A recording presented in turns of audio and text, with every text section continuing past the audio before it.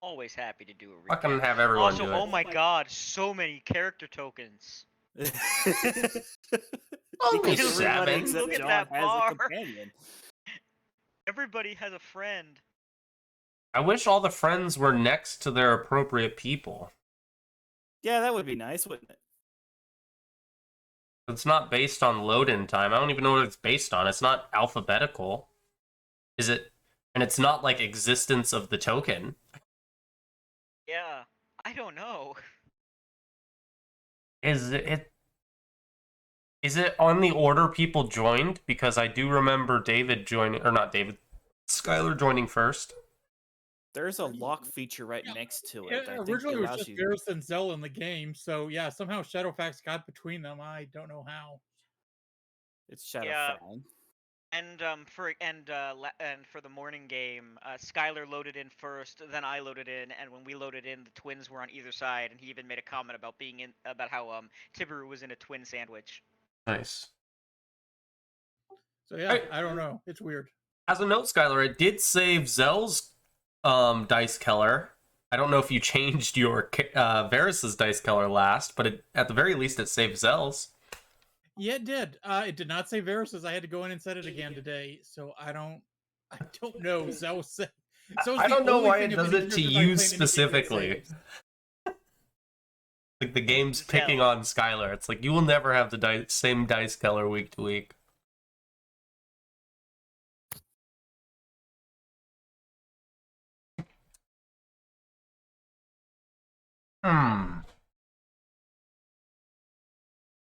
Well, it does look like once again Steven has the highest number. Woohoo! All of the rerolls potentially going to Steven today. All right, so last session we had a grand old time. We began the session with us basically exiting the old Sycamore, where we had defeated the mites, and we traveled back to the Soot Scale caverns. Now there was a bit of there were some interesting things that happened on the way. So the first thing that happened was we ran into Suki, who had been taken captive by mites, and we saved her from the mites. She was not very successful at getting herself free, but we were able to take down the pair of mites that had been dragging her along, presumably back towards the old Sycamore. We were able to rescue her, along with her green sting scorpion familiar, who apparently was hiding inside of her mouth, which I can't imagine that was fun for either of them, but apparently that was going on. She joined our group after we had a bit of a talk, which was pretty positive. We also learned a bit about Old Sharp, the kobold's deity and the sort of the history that had been going on, and we came to the agreement as a group after a discussion that we were going to give we were going to try to give the statue to Chief Sootscale, so that Chief Sootscale could do what he was going to do with it. We rather than Tartuk, because Rhea, Dietrich, and Creston explained to Varys and Suki that the kobolds we had made friends with, I am because I have it down, Tezi, Tavnu, Vid, and Seg, the Moonradish kobolds, particularly Tezi and Tavnu, had told us a bunch about how Tartuk was bad and how he had ensorcelled the chief and tricked him, other things. So we came to that agreement. Creston successfully made his first save against a really nasty disease that comes from being bitten by the giant tickleback. I don't remember the name of the disease off the top of my head, but I know that he made his first save. Was it like Red Plague or something like that? Red Egg or something? Red Ache, I think that's right. Yeah, so he made his save against the disease. We then returned back to the Soot Scales, and we had a very happy moment where Micmac, who we had saved, reunited with another kobold that they were very close with, and it was very happy, and we all felt good about having saved Micmac and helped him get home. And then we were brought in, and we came in and we saw Tartuk and Chief Sootscale and a bunch of other kobolds basically in the midst of a sort of religious ceremony, and Rhea stepped forward and called out to Chief Sootscale that she was to present him with the statue. Chief Sootscale beat Tartuk in initiative, ran over, took the statue from Rhea, made a comment that this is for me, and then he called out that he freed the Sootscales from this curse by smashing the statue. And then Tartuk yelled and did some sort of thing that made us all like staggered and afraid for a moment before he got swarmed by all of the Sootscale kobolds who ripped him apart. Suki healed one of the Sootscale kobolds who had gotten a nasty peck to the eye or something from Tick Biter, which was Tartuk's familiar. I think it was a familiar. So which up taking, and then Tartuk was taken care of. Rhea and Chief Sootscale did a bit of a ritualistic pact of friendship between their two people, between our group and the Sootscales, memorializing our friendships.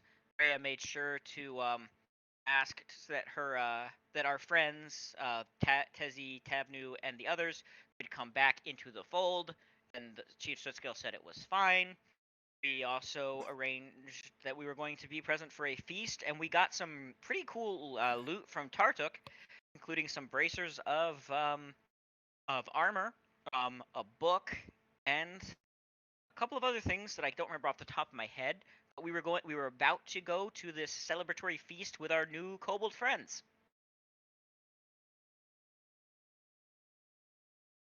That was a pretty good recap. How's everyone else feel about it? Pretty good. Pretty good. That was more than I remembered. Glad he did it. Yeah, thank you. Yeah, it was Happy to. it was everything, pretty much. I try to pay attention. How do you feel about it, John? I said it, I felt it was good. Cool. Yeah, you get the reroll, Steven. It's all yours. Awesome. Use it wisely, but make sure to use it. I used the one earlier to keep one of my characters from being paralyzed by a giant bat monster. That was such a cool monster. It was.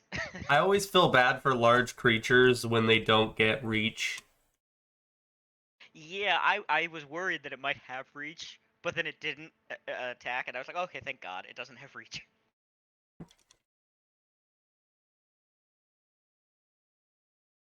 Okay.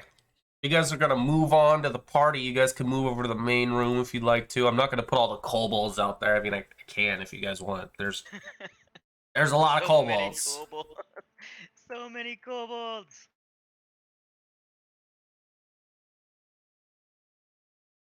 Kobolds. Kobolds are great. Since I don't have my animal companion, I think the animal focus is going to place on my character for the permanent one would probably be Tiger, which is Dex 2. If you don't mind if I go ahead and slap that on me real quick. Throw it on. One of the kobolds got put on top of Rhea, and now I can't select her token to move it. I'll fix it.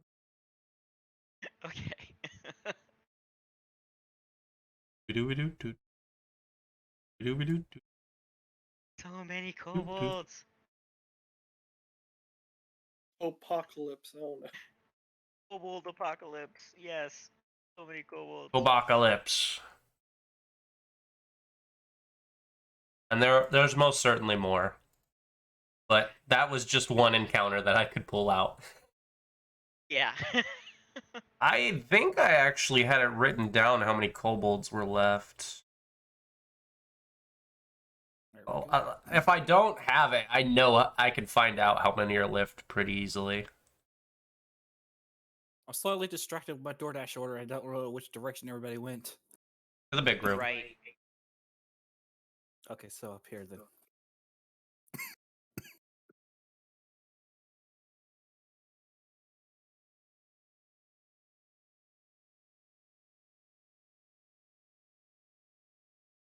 The great thing is we also managed to save a couple of the kobolds. Like, we managed to save Micmac. Yes, we managed to save Micmac. from being tortured to death. Oh, I think I've been giving you the wrong. Oh, okay. No, never mind. I'm shutting up. I think I did it completely on accident, but I changed Napnik's original name. That's not originally what it is. Ah. It's Nakpick. Oh. Okay. Now, I now like we just need Napnik someone- more. Yeah, it's Napnik now. We've been calling him Napnik for multiple sessions. Now we just need Napnik's younger brother, Napkin. You're fired. Get out of here. Fucking guy. I'm sorry. I don't know who you think Just- you are, I had to sir. make the joke at some point. I don't know who you think you are. We got Napkin. Napkin, Fixed. knapsack, the entire nap family. Oh yeah, knapsack.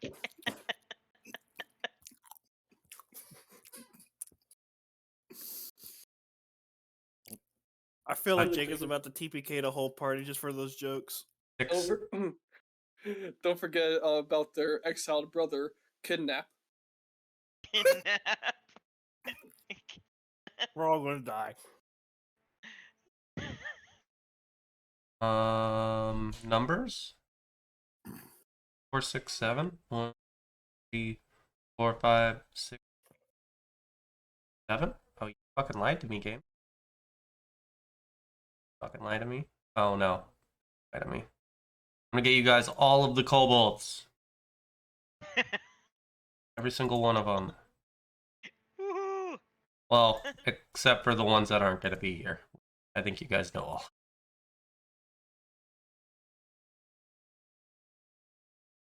Only one kobold why we're have missing. some kobolds when you can have them all? Because some of them are still out getting food. And or exiled. What the exiles have been tasked to do repeatedly is go get food. Yeah.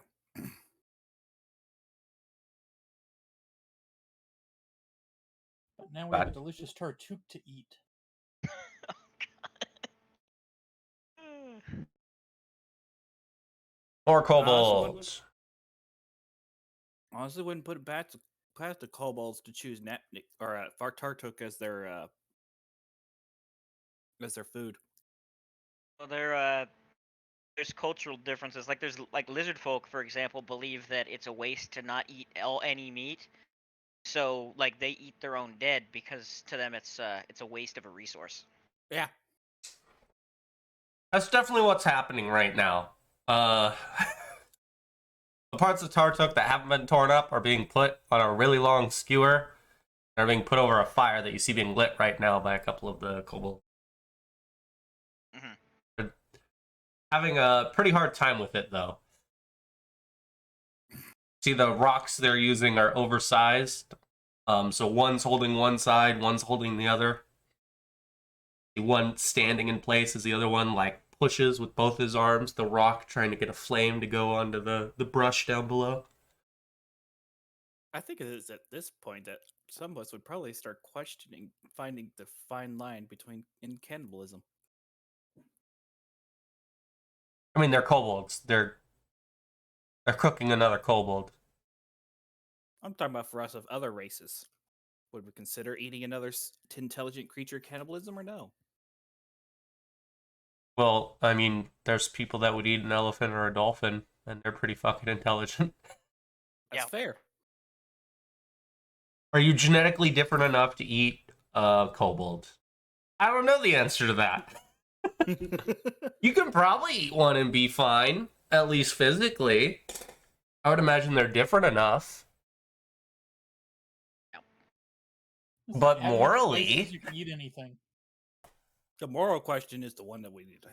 Yeah, it's an interesting one. I think that depends on who you are. Like morals aren't subjective, but what morals you have are 100% dependent on the person.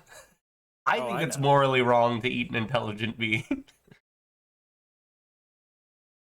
Or not intelligent. Intelligence not the right word, because then you can prescribe different degrees of intelligence to anything that was alive at some point. Not conscious. There's a thing that only humans are in the real world. Sapient. Sapiens. Sapient. There we go. Sapient Sapient. creatures. There is some argument evidence we're about not the elephants only and sapient dolphins, but creatures on Earth, but we're Yeah, one of the few. there are some arguments about elephants and dolphins. But Magpies have passed a sapient test. Chimpanzees do. Not much does though. And we can get away with eating those things, so there's still a question there.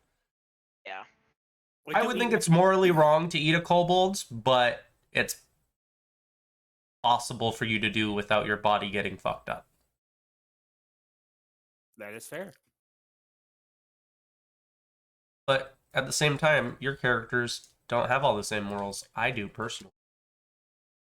Yeah, we are in a completely different timeline. and in a different type, different setting and all of that. Completely different world.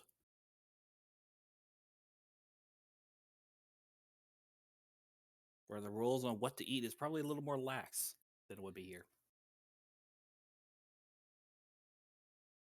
Yeah.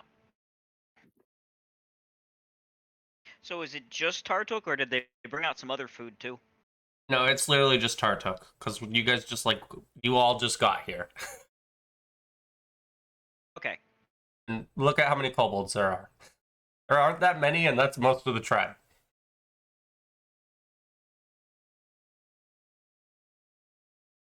But Tartuk was a kobold-sized, was a kobold-sized kobold. Is that really enough food for all kobolds? Stomachs are not kobold size, right?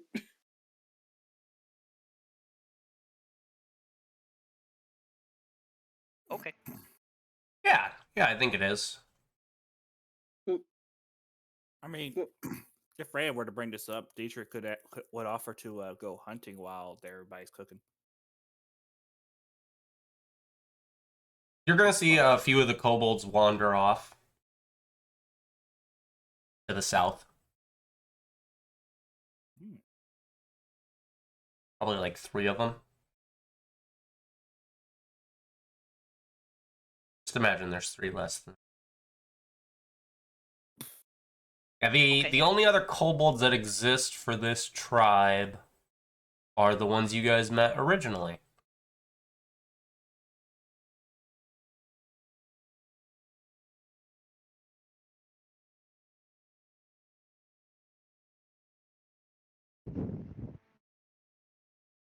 Because After a lot of them also died in the initial battles with the mites, right? yeah. Yeah, I remember name Micmac was the only survivor from his raiding party. Half the tribe died in that conflict, that one fight.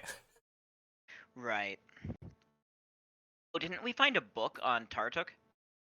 Yeah, Dietrich has it. I believe so.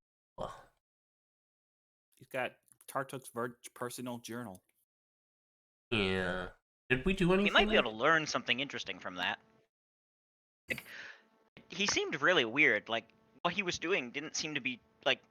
Why was he trying to wipe out the seemed like he was trying to wipe out the tribe that he joined, which seems weird.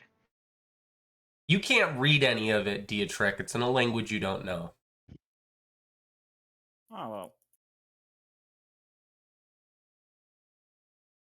But honestly, be surprised if anyone can. Wait.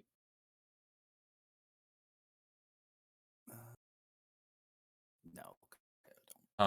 Yeah, unless John has the language. Yeah, no one in this party can read this journal.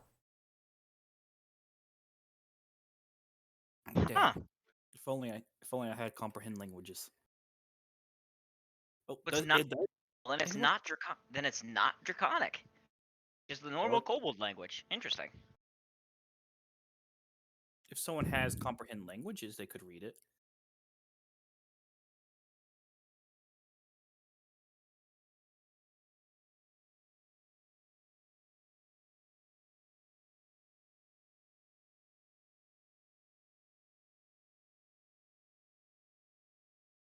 Are you gonna try reading the whole thing, or are you just like, I can't read this fucking this book, I'm done with it? Dietrich would probably try to scan through at least the first few pages to try to see if he could pick something out. Yeah, you can't. I mean, if anyone has linguistics, you can attempt to decipher it over time. It just takes a really long time.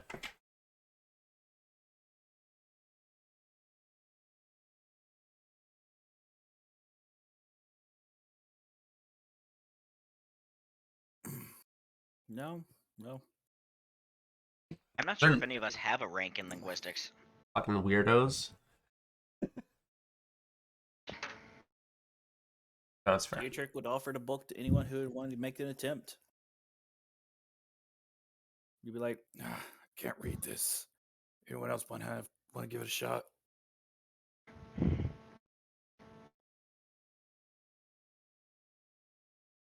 I didn't say what happened to his animal companion, did I? Nope. Yeah, I'm sure one of the kobolds grabbed it and like twisted its neck.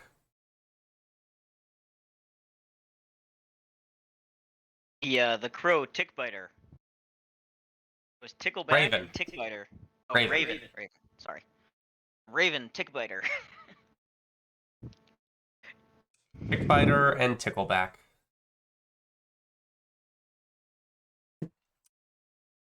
I'm pretty sure if Tickbiter had tried to bite Tickleback, Tickbiter probably would have lost. Yeah, I think Tickleback would have won.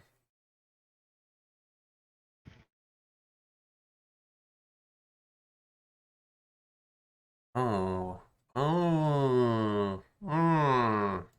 Okay. Yeah, so there's probably a kobold that has like a little stick that they've put Tickbiter on and put him very close to the flame. And you see most of the feathers haven't even been plucked. Some of them have, but most of them are still on there. A lot of them are burning up in the flame. He's definitely got it too close.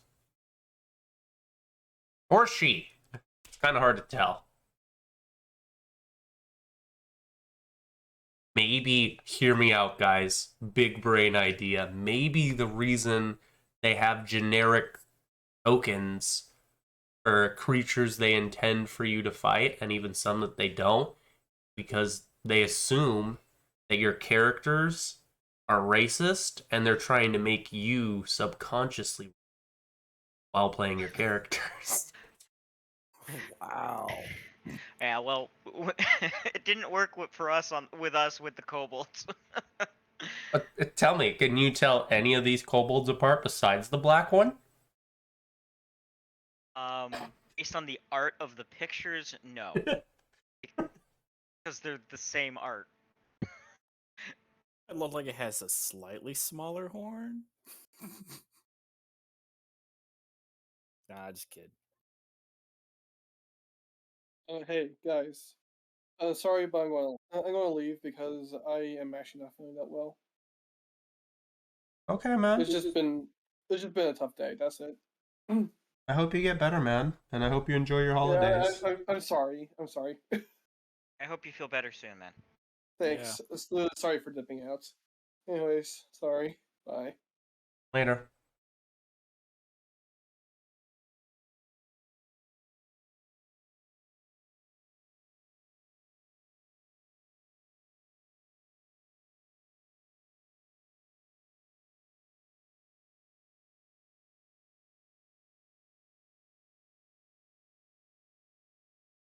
Since he There we can't go. read the journal, Dietrich would probably, just to keep himself busy, would probably try to follow the three kobolds and offer some help, whatever they're doing.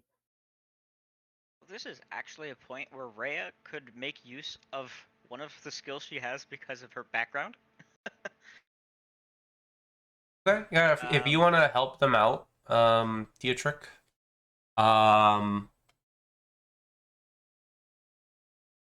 they're actually, two of them are going to do one thing, another one's going to do another.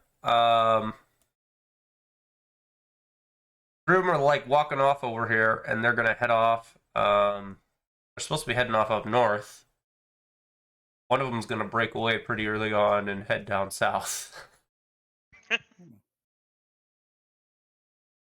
They're going to go collect, they keep calling dressing for the event. Go with whoever you want. I could go help collect the dressing. Why not? You can just go stand by those kobolds. Not going to drag you all the way out there. Yeah. Dressing! Yeah, basically, as you get out the cave,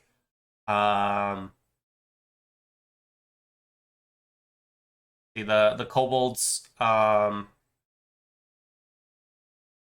basically they just like point off kind of south of here towards the river, which you can actually see from here.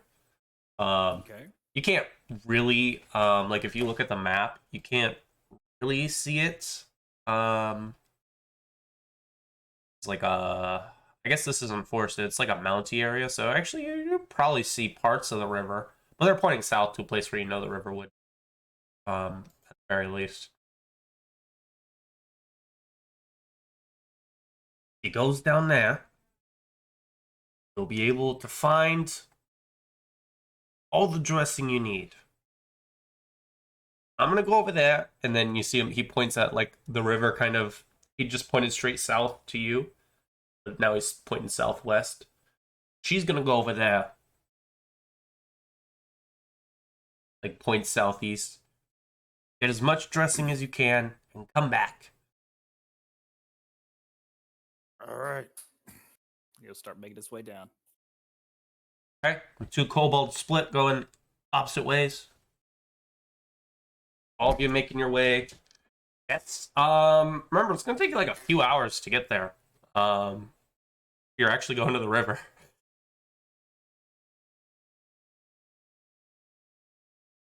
But you. Sorry, what was that? Oh, nothing. Go ahead. Continue. What are you gonna do when you get down to the river? Some Do you know what dressing is?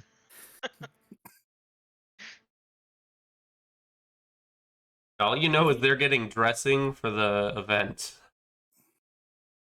Before they start splitting off, Dietrich would probably ask what they refer to as dressing. Okay, I don't like retconning things, but if you're gonna Sorry. force me, Sorry. do that before that happens next time. Yeah. Sorry.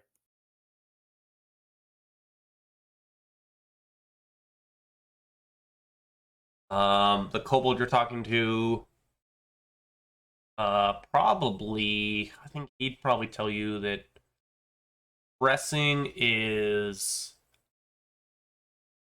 anything you can throw on meat to make it smell better. Oh, okay.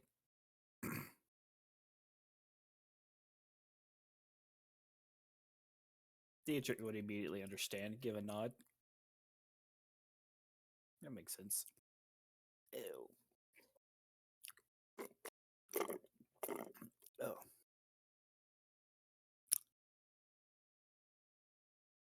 Yeah, he's You're gonna- gonna start heading down to the river and start collecting stuff to go on the body.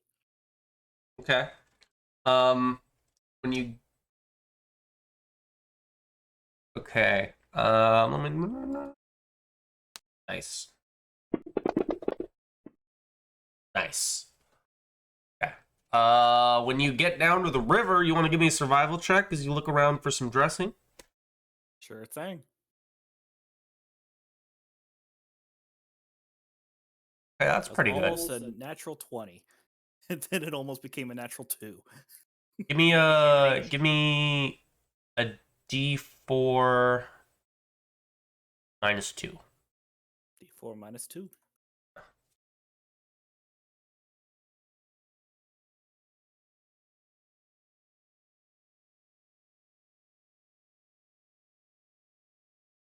Okay, nice.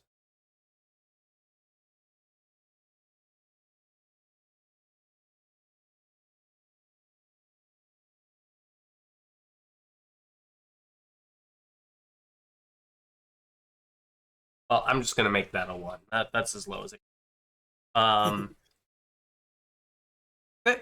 Once you actually like the traveling part is actually the hardest part because once you get to the river, as you move along it, you're actually heading a little bit west along the river, which is naturally because very close to the point where it starts to go north. You very quickly find like a very small patch of orchids that are growing next to the river. Ever seen orchids in their natural environment? No. A lot of them will actually grow either in or right next to the river, but some of them will grow just in the vicinity of it. You're probably like walking down in the river and pulling some orchids out. And they do smell good. I don't know if any of you haven't been around orchids, but they are good smelling plants. I wish I could smell orchids right now.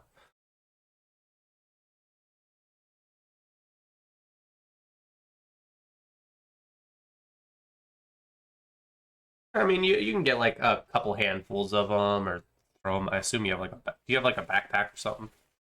Yeah. Will?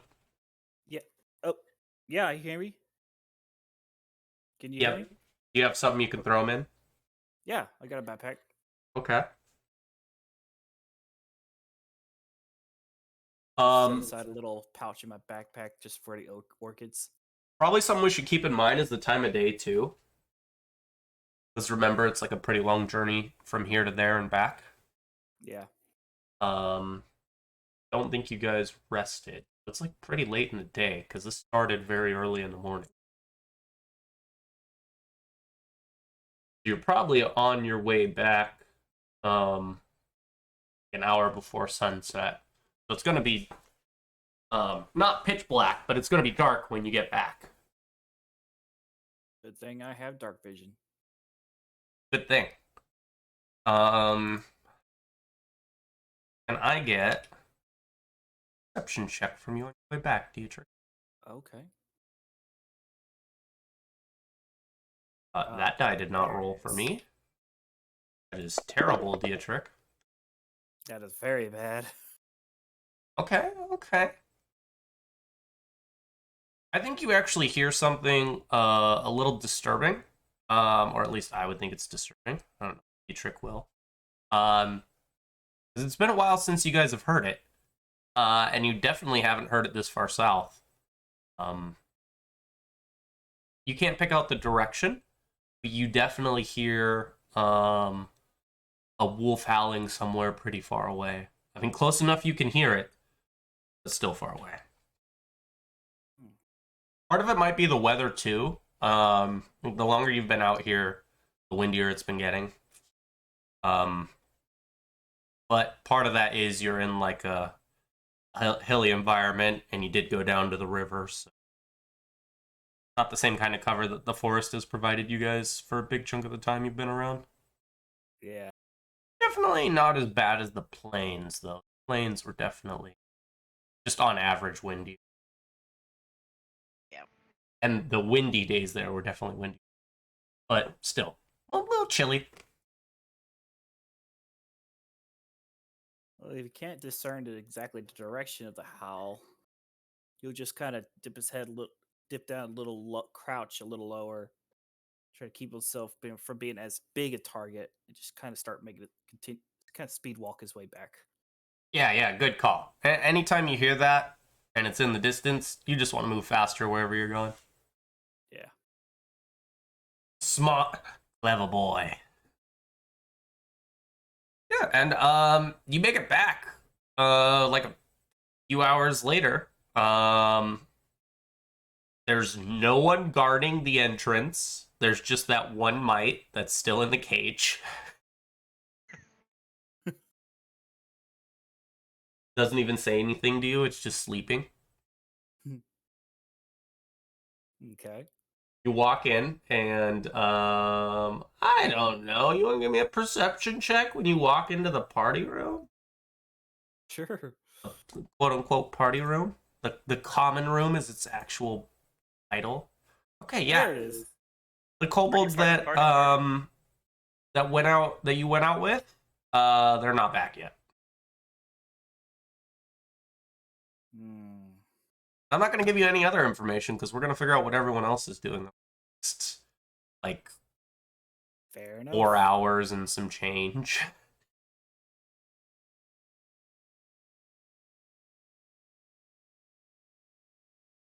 What about Varys and Rhea? What are you guys doing?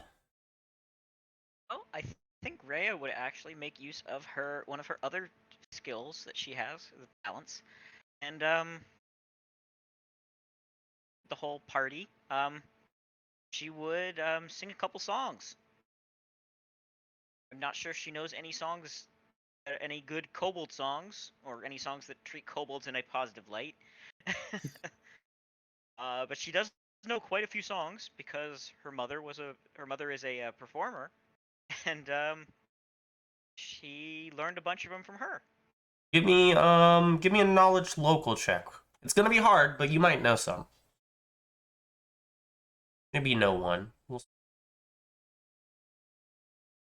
Okay, you don't know any kobold songs, but you know a few like generic songs, and you can think of one specifically that you could like twist to involve kobolds. Okay. Yeah, she will sing a couple songs.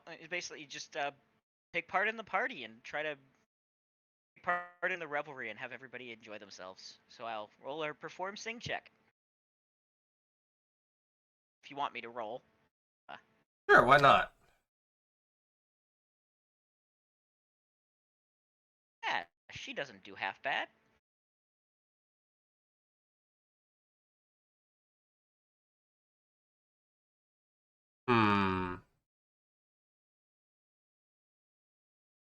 Yeah, you know an old song from back in Brevoy. It's about two of the warring houses. It's actually hard to tell which warring houses it's about first because you've heard versions of it, including a lot of the houses, because over the hundreds of years that these houses have existed, almost all of them have warred with each other in some capacity.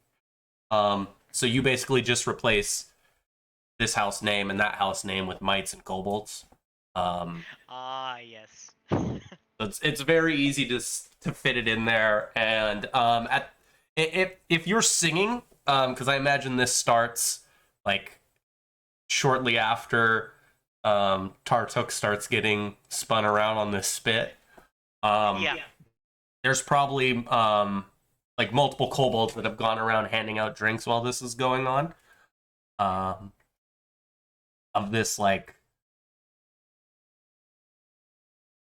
dark, almost gray liquid that has like a little bit of foam on the top. Yep. And they're definitely willing to offer you some as you're singing. You'll see that pretty much all of them are drinking this liquid. Rhea would be polite and take one like thing of it and take it and drink it. It's less of a cup and more of like a small bowl. Okay. Yeah. But yeah, you take a sip of it. I imagine that it's not like terrible, but it's like strangely flavored water. It has this very rooty taste, and it maybe like dirty is a good way to describe how your mouth feels after you swallow it. Yeah. But even though like you're only drinking the cup, if you do like drink the cup at like a respectable pace, by the time you're done with it, like after a few songs, you probably have like the most mild like buzz that you could possibly have. Like the crummiest beer you've probably ever had. I don't know if you actually drank ale back home. Did you? Yeah, she drank some back home. Yeah. I mean, it's probably good when compared to like just people like these people of this caliber making alcohol, but it's nothing compared to like the professionals that would be hired to make alcohol for a lot of the family members in Brevoy. Yeah. But yeah, she takes it. She politely sips at it over time and sings a couple of songs. The first one specifically is the mirrored one with the kobolds and the mites, and she makes sure to put the kobolds in the winning party in the particular struggle in the memorialized in the song, and then just does a couple more sort of festive, sort of happy, you know, positive songs for them, and generally seems to be enjoying the party because she's just happy to have helped these people.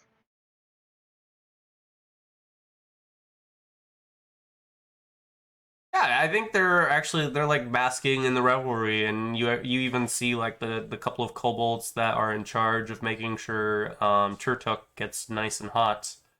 They actually start like moving the spit in like in unison with your chords.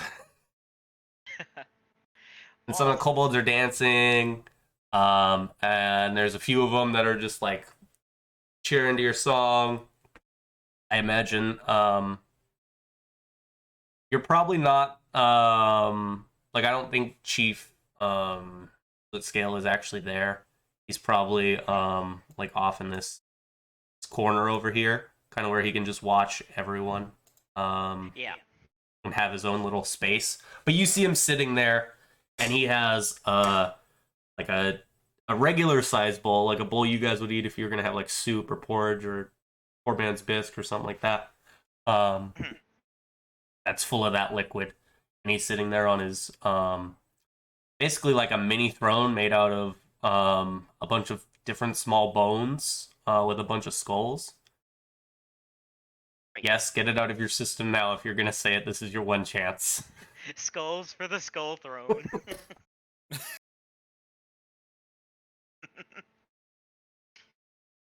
I wasn't going to say it until you said to say it. I knew it was on people's mind. Uh, gotta flush it out of our system. It's better than holding it in. Yeah. Why the Amish people have their little what it's called, where they get to go out for a little while before they come back. You got to go see how everything is. Get it out of your system. Right, before you have to experience the rest of the world and decide if you actually want to go back or not. Same Remember what with it's called, but jokes slash memes, which I guess blood for the blood god, skull for the skull throne is a meme. yeah. He's over there. But after the initial event, once everyone got in here and the pact was made, he's actually a lot quieter than he has been. A lot more like the chief scale that you saw originally when you first came in here. Not as maybe subdued, but he is keeping to himself. Any of the kobolds that come up to him, which once the drinks start getting passed around is not that many, he will talk to off in his little corner. And if you guys want to come up and talk to him, that's totally an option. But he is kind of just merrily drinking along as Rhea's performing. I'm curious, since we're on the subject of performance, what's Nessie up to while you're performing? Oh, probably just sort of swaying along to the music and making happy chiming noises. Sia likes music. Nice. Okay. What about Varys? What's Varys and Zell up to? I mean, Zoe's outside still flying around hunting. Varys is hanging out with the kobolds, doing some prestidigitation to do some stupid magic tricks, and to telling them dad jokes. Nice. Love it. Yes, that's I great. can't tell if you said dad or bad, but I know those words are interchangeable. Yeah, dad jokes, but they're bad dad jokes. I mean, they're stupid jokes, but Okay. I'm sure the longer you do these jokes, the more of a response you get. I mean, the kobolds are getting drunker. I'd imagine so. At some point, you become funny. I don't know how Varys reacts to this, but he's getting better and better reactions to his jokes throughout the night. Might be reinforcing something bad in Varys's character. This is great. I will make a note that like Zell is actually having a pretty rough time today. Because like I said, the wind is picking up throughout the night. Zell was a hawk, right? Do you know what kind of hawk? Did you have a specific one in mind? No, I didn't. Okay. I would recommend thinking about it because I mean, it's kind of a big thing. A lot of these creatures are more specific, but knowing what kind of hawk would let me make some better decisions, especially about like stuff I'm about to say now. But I know, for example, just generally speaking, a lot of the North American hawks around here, the handful of breeds that we have, actually go on hunting for like extended periods of time, like the majority of a day, as opposed to if you go farther down south, you actually, the closer you get to the equator, just as a general term, or a general guideline, not term, hawks actually spend less time hunting. I assume that has something to do with the heat, but I don't actually know if that's the case. I imagine it's more than that. Might also be more abundant food. Yeah, I imagine it's a bunch of variables like that. So I'm gonna assume that Zell's gonna end up being out there for a while, and like the later and later, unlike Varys, where he's having probably a better and better time as the day goes on, and as the night begins, as the day goes on for Zell, it's getting harder and harder to get food. So would Zell need to eat more than once in a day? I imagine not, since it's a hawk.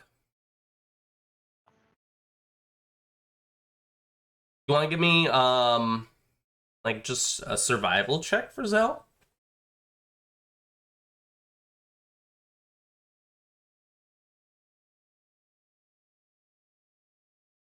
See how successful she, I don't actually know. Oh, wait a moment. I did that on myself. Let me do it on Zell. Is Zell a dude or a lady? He's a boy hawk. Nice. A lot duller in the feather colors then. Nice. Okay. Okay.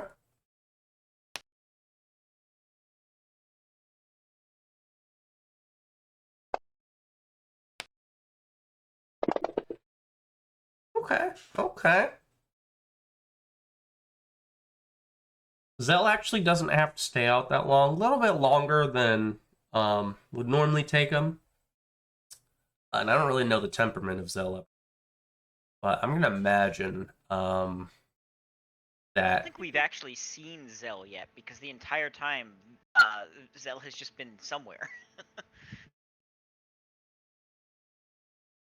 I mean, he hasn't been explicitly brought up, so I don't actually know. Tyler?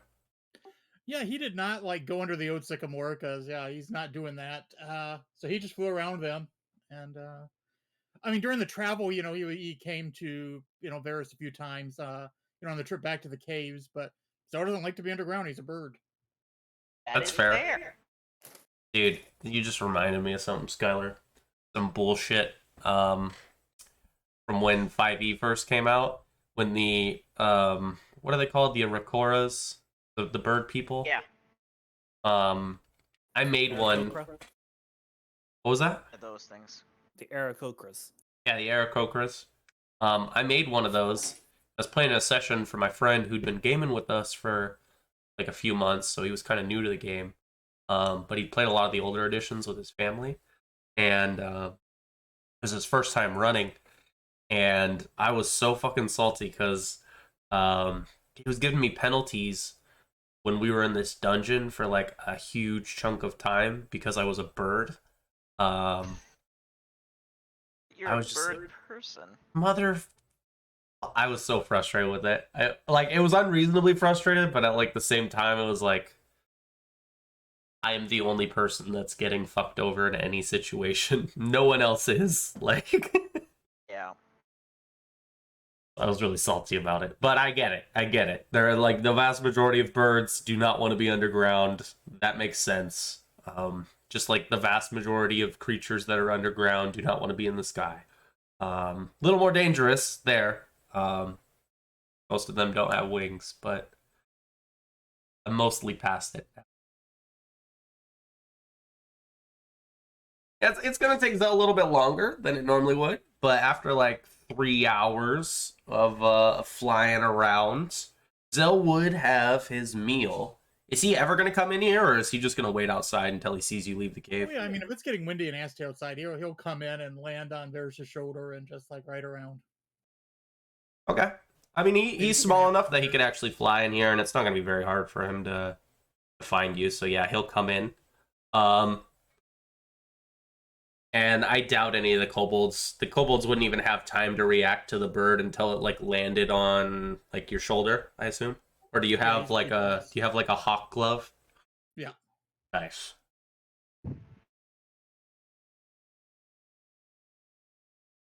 Hawk glove. I think it's called something else. Like maybe it's a hawking glove or something like A that. falconer's glove? Falconer's glove. There we go. I think that's what it is. That's specifically for falcons though. I imagine. Oh, hawks and falcon. Are there people out there that actually do train hawks? They're both kinds of raptors or birds of prey. They're not. They don't hunt the same way. I mean, I'm pretty sure I've seen hawks in like avian shows at zoos, so I think somebody's training them. Yeah.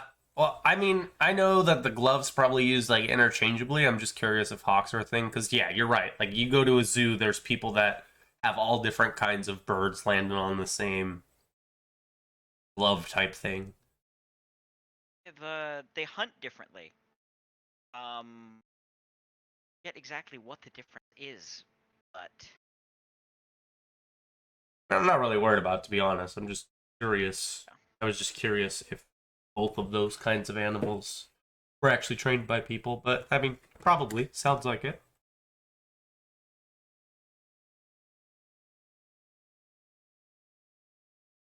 yeah, there are hawks that are trained. Yeah. Paris's hawk is used in falconry. Falconry is just involves the training and use of birds of prey for hunting as well. So that includes both hawks and some falcons. Nice. Some falcons and some hawks. There's some that you don't want to train either way. Can I have perception checks from Varys, Rhea? Sure.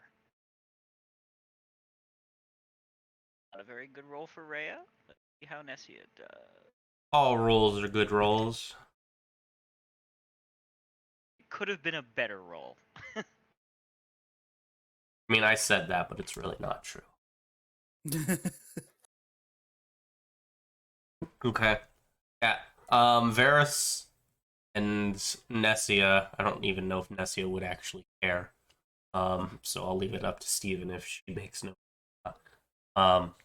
Notice that like throughout the night that over these last like 4 hours and some change, that Tartuk is purple. A lot of his scales have begun to burn off.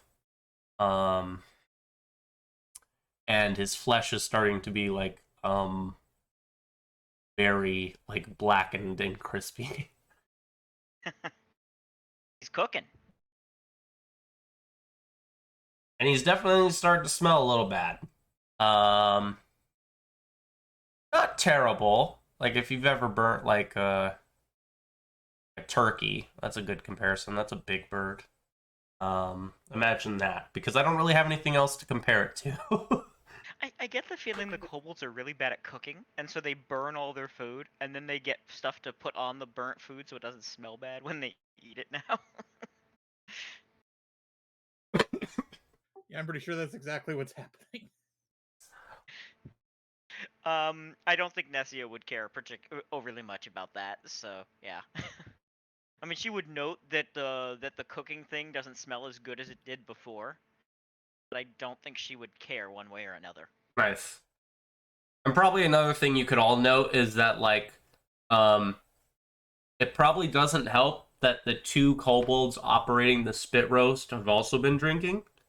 Oh boy. The chefs are drunk. And at some point, I mean, no, they're like buzzed. Like, no one's getting, like, straight up. Fair. This is an alcohol that is very hard to get drunk on.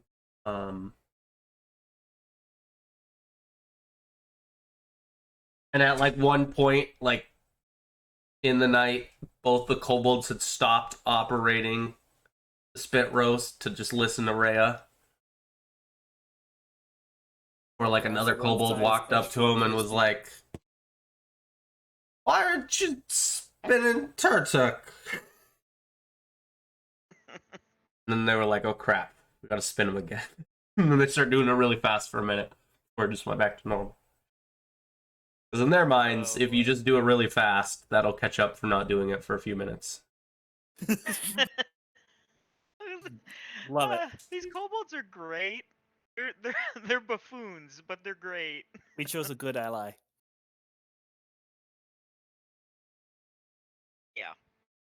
Kobolds have a lot of good, like, military applications when it comes to allies. They breed fast, they move quickly, they're extremely intelligent when it comes to a bunch of different things related to the underground. They're stealthy. Yeah. And if you They get the make right good kind, sense. you can get smart ones too. And these kobolds haven't seemed like they're dumb. They just seem like they're not particularly educated. There's a difference, that's fair. And I think, Dietrich, you come back to basically what has been described, like a way overcooked Tartuk, probably a tick biter that has been properly plucked from, like, the few feathers that were left after being cooked. Actually, can I get another perception check from the three I just got perception checks from? Actually, it sounds like we don't need to worry about Nessia. Sure. Yeah, that's fine. Yeah, I don't think she would care, based on what I've heard. Yeah, Varys, you would notice that after a while, when the kobold is done cooking Techbiter, does he look terribly appetizing? No. I mean, I don't know if you're into eating ravens or whatnot. Still has a handful of feathers on him, but he actually looks fine when it comes to being cooked. Like, you've seen birds that size get cooked before. Not ravens specifically, I don't think, but you've seen smaller birds get cooked. And you definitely would have taken a bunch of different steps, but it only looks like slightly overcooked. A lot better than Tartuk.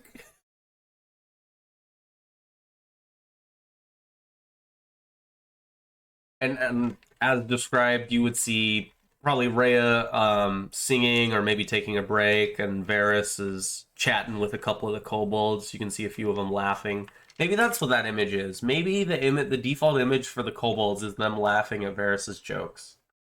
Oh yeah. Just an entire army. I think Rhea would probably be taking a break. She actually would have been she actually would have at some point asked Micmac what his relation with the kobold who we had met when we came back was. She's curious. Okay, that's a good question. And I'm sorry, I'm not really doing voices. I already told you guys why, but I still feel like I should apologize for it. Yeah, it's fine. You're not feeling well. We Totally get it, man. Micmac would give you her name. Reshi is my my egg mate. I was born with her. Shared the same egg.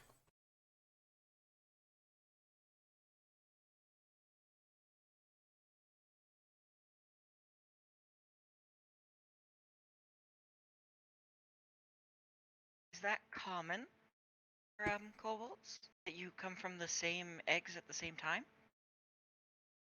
No, it only happens one in every clutch of clutches. Ah, so it's pretty special. Extremely. Sign of Oh, good luck. They're twins, essentially. It's the kobold equivalent of a twin, right? Yeah, that's a good way to look at it. But we have occasionally we have people who are born at the same time, who are we would call them twins, and they tend to be very close. So I totally understand, and I'm really happy that we were able to bring you home, and you two seemed really thrilled to see each other. So it's just it warms my heart to see how much we helped you and your people. You definitely seem much happier now. She's smiling.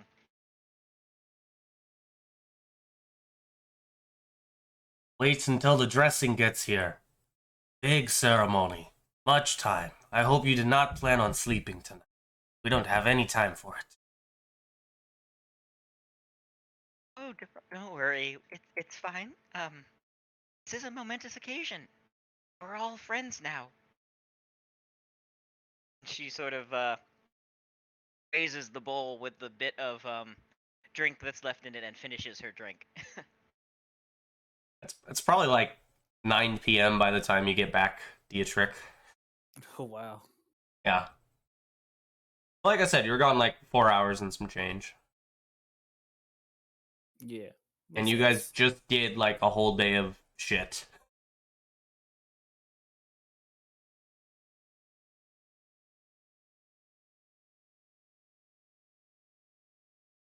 And upon getting back, Dietrich would notice the other two haven't come back yet, and probably ask a few questions about them. Probably Okay. mostly like if Who we you gonna might have ask? seen them. Probably the ones who'd probably be closest to the entrance. Okay. I mean, they've all changed. So it would just do you just mean like whoever's closest now? Yeah. Okay. Yeah, you go up to one of the kobolds. Or like you walk up to him and be like, has the other two returned yet or no?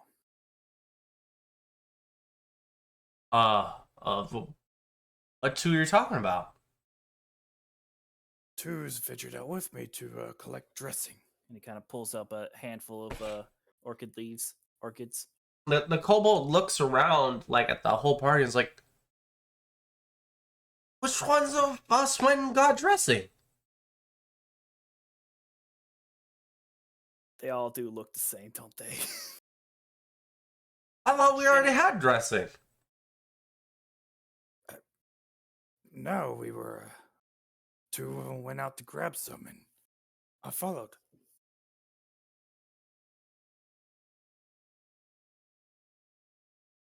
At this point, Dietrich would kind of just speed walk off to where the third one went, the one that was following us before splitting off. He went towards Tartuk's quarters. He's not there anymore. Shit. You can give me a really good perception check. You might be able to find him. Okay, my perception has been the best lately, but here we go.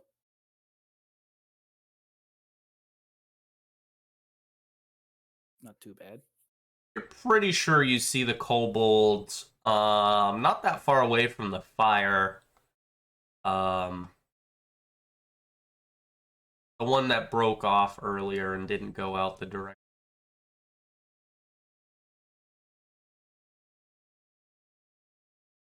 Okay. You would walk up and pretty much just kind of ask the same general set of questions. If he's seen the two that he were traveling with before splitting off and stuff like that. Okay. No, I haven't seen either of them. I didn't even go out.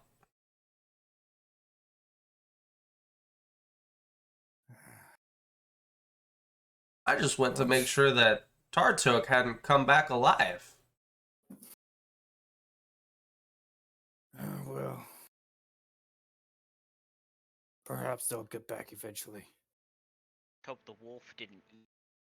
I heard some wolves out there while I was out gathering dressing.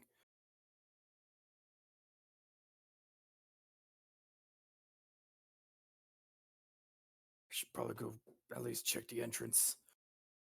Dietrich will start heading back off towards the entrance. Yeah, I mean, you go out there. It's just as dark as it was a few minutes ago. And the mite is still asleep.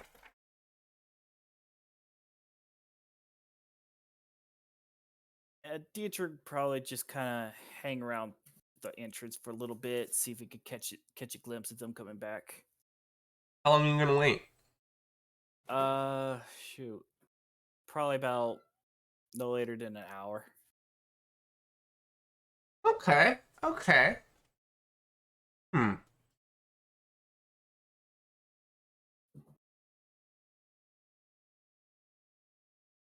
Guys are not very good at finding dress.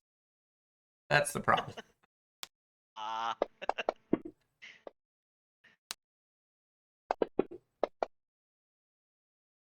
Yeah. Neither of them are gonna come back in that time.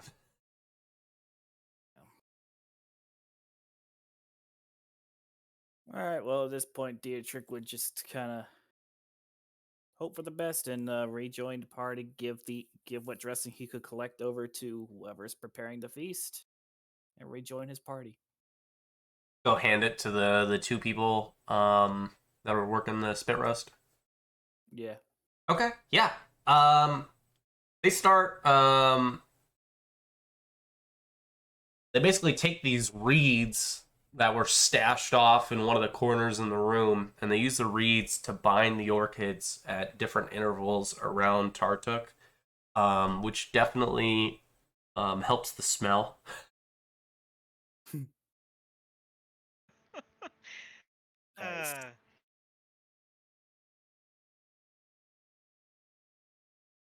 Uh, And you can actually hear them, both of them, like doing little prayers, Dietrich, as they're handling these orchids as they're binding them. Could I maybe try to listen in the kind of prayers they're making? Oh, Draconic. yeah, I know you have Draconic. Yeah, if you stick around and listen to them, they're basically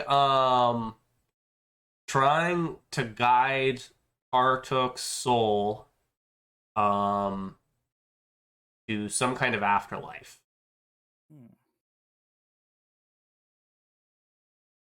But they seem like very spiteful about it.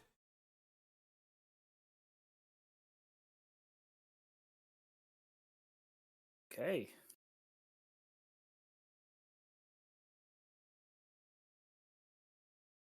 Dietrich would just leave that to him and just kind of enjoy the rest of the party. Mostly just watch the others. Okay. Hang back in a corner somewhere. Same thing Chief Sootskill's doing. Yeah. Just glance over towards where the entrance is every now and then to see if the other two comes back. Throw yourself wherever you want to be. You'd probably be somewhere, probably around over here. So keep an eye on where the entrance is. Okay. Yeah, then the two brooding gentlemen don't have to look at each other. Have to mad dog each other and get behind that. Yeah, like 2 hours later, you see one of them come back Um,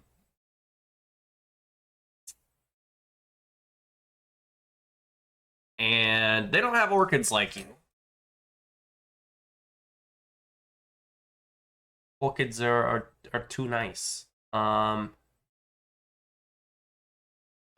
what did this kobold bring back instead? It's actually just like a bunch of jasmines. Ooh. Jasmine's still nice. Yeah.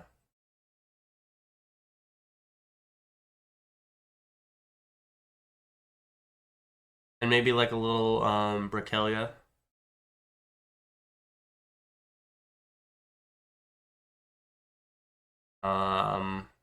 Okay, that's probably not fair of me to say that. I doubt anyone here is like a plant enthusiast.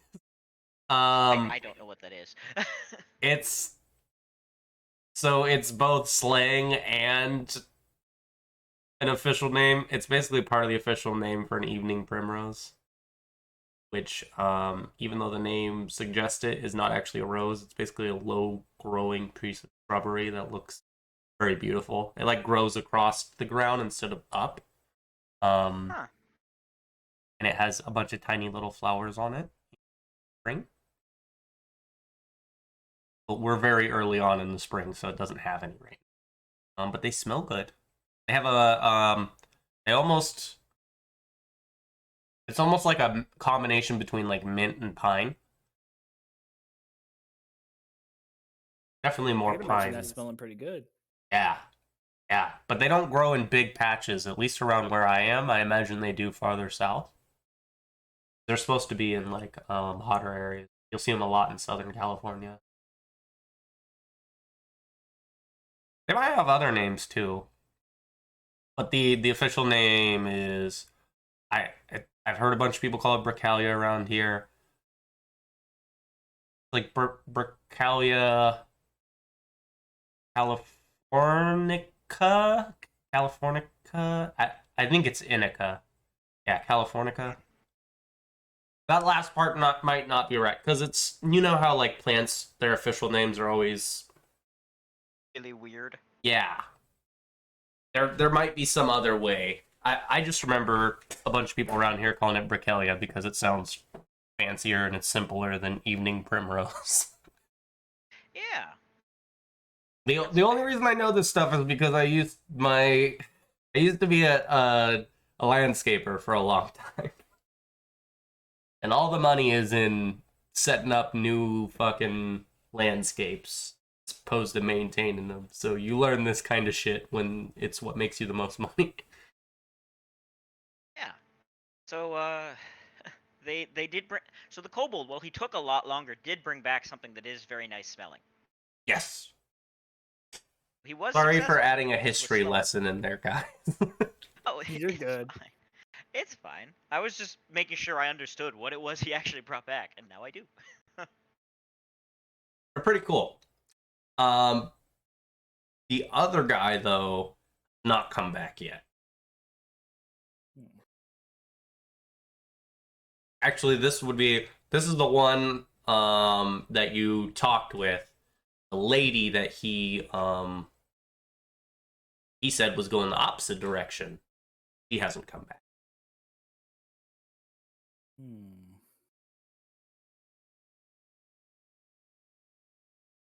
But I mean, 3 hour difference between you and him. It'll be 3 more hours till she comes back. Very true. Very true. It's basically like midnight when he got back. Oof.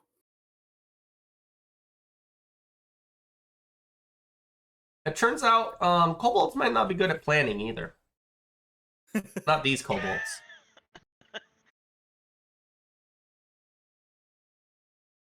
They might have wanted to not start. They might have wanted to not start the cooking so early when it was gonna take so long to get the dress. But that's And like okay. by the time the kobold that Dietrich was just talking to comes in here and gives the 2 kobolds on the spit roast the plants that he brought back, Turtle's body is like really fucking shriveled up, Yeah. and there's like, I don't know if you've burnt food bad enough, but if you burn it bad enough over a long period of time, a lot of meats will like shrink up. Imagine like a shittier version of jerky, except for this is on the bone. Yep. And And don't taste very good either. Trust me. no, you wouldn't eat it. It would just get thrown away. Rhea is still going to choke down a piece of it for the purposes of lightness. We're not at the eating point. They're still spinning it around on the spit roast after they add these new quote unquote dressings. Yeah. Oh, I was just saying she still intends to choke down a piece for politeness' sake. Fair. And like by like 3 in the morning, the final kobold gets back. This is great. And at this point, you can see that like a lot of the kobolds, like all the kobolds are like way less energy than they were before. There's most of them are still standing around waiting and enjoying their time in like what has slowly devolved into this small kind of like circle of mostly sitting down kobolds. A lot of idle chatter at this point. You're sure there's one on the far north, Dietrich, that has just fallen asleep. It was having a hard time trying to stay up, but it looks like it's fallen asleep at this point.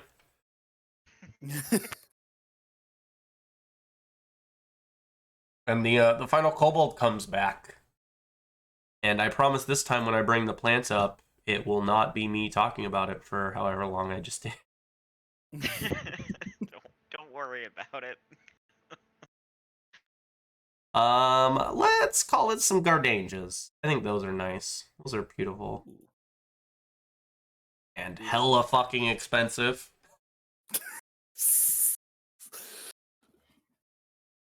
Knowledge nature check, Mr. Dietrich. Sure thing. Oh, really? You just sat there on the 2 the entire time, or entire roll. Yeah, you've never seen this plant before.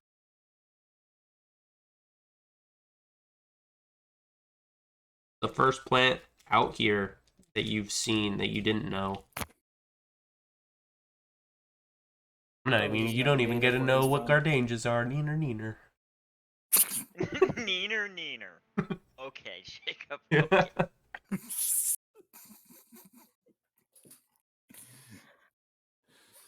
And yeah, once the final plants get put on there, basically as she brings them over, you hear the 2 kobolds. Once they realize she's here, which is when she's only like a few feet away, they like yell for everyone else to get up.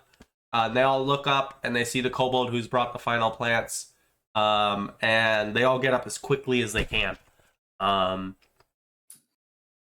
They start getting closer and closer to the fire. And Micmac, who's like probably standing by one of y'all, comes over, gets all you together and says, Come join the circle with us. It is time. Rhea will come over and join the circle. As will Dietrich. Essia will hang back because it's a little awkward for her to join the circle. She'll be like, over.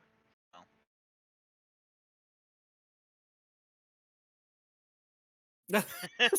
Rhea's like trying to find a hole. You even see Chief Sootscale. He gets up from his seat and walks a few feet towards the circle.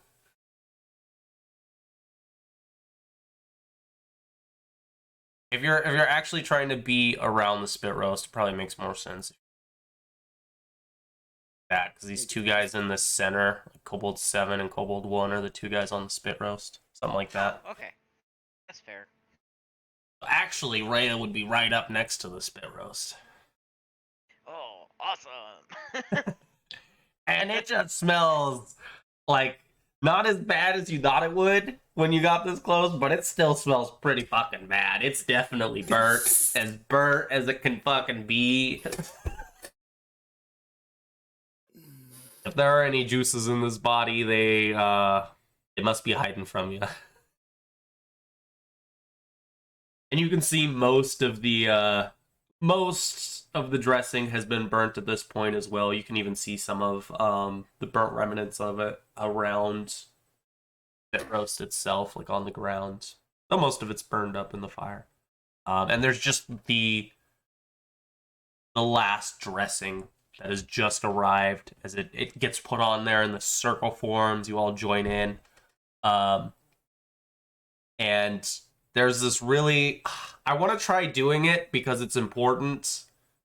But it might sound bad, and if it does, I apologize. But all the kobolds at the same time, you hear their voices start to rise into like a pretty high hum. And Mick, he looks over at you guys kind of back and forth and just says, "Get ready to make a really loud noise." And then he starts joining in the very loud humming. And then you hear like a bunch of the kobolds at the same time. They just start yelling. They're just like, "No!" I love it. Rhea will join in making noise. And Nessio will make a very loud chiming sound.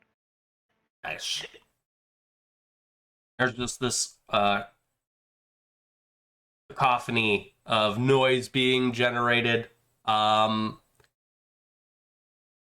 get a perception check from Varys Dietrich.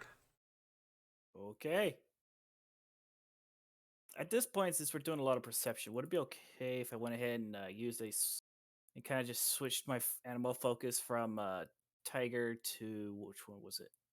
One that gives me perception. I don't know what one that is, but I would love it if you told me. I didn't write a Falcon? name down. I don't know why I didn't write it. I think It it's might Falcon. be Falcon. I think it's That Falcon. sounds like a bird. Or maybe it's Hawk. It's one of those. I don't know what the default list has, honestly, because I've never played a default hunter. Yeah, it's. But I think it would be a good idea for you to jot those down. I thought you actually had them on the button. I did have them on the button, but I don't know why, but they're not there anymore. Okay, well, I think it would be a good idea to remember it because it is kind of important for the character, just for Yeah, it's future Falcon. reference. Yeah, Falcon. Okay, yeah. Very topical today. Yes, it is a Falcon, and it's a +4, not a +2. Don't know why I had a +2 there. It's weird. Yeah, you can switch it over. Alrighty, cool. Let me just go ahead and access the combat tracker. Having it on perception as a default is actually a pretty good idea. Yeah, I'm realizing that now. That's a good Go one. ahead. I do plan to take the evolution at some fairly soon for Nessia that gives her a +8 racial bonus on perception. Nice. There we go. Now, you said, now let's get that perception out of the way.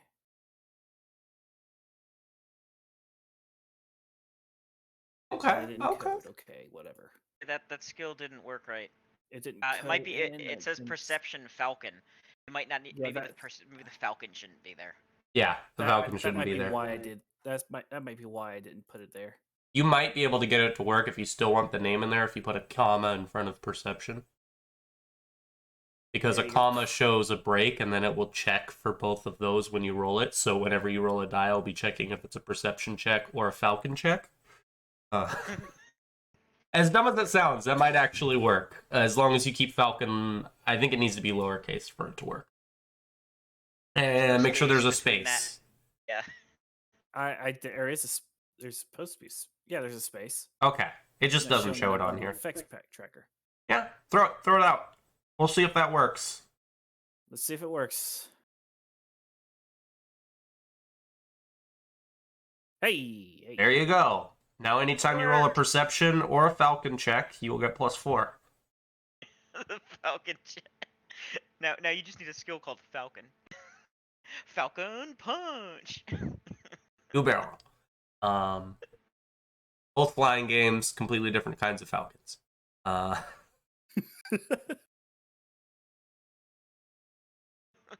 Yeah, both of you notice that Chief Sootscale is not joining in the screaming. He's still doing the loud humming as everyone else is screaming, or in the case of you guys, making different noises. And I know Nessie is chiming. What is Rhea doing specifically? I'm interested in what everyone's doing. Rhea is trying to mimic the sounds that the kobolds are making. Okay. What about Varys and Dietrich? Dietrich is begrudgingly just letting out his basically his war cry. Is more of a low guttural like roar than the actual screams of the others. Varys is trying to join in.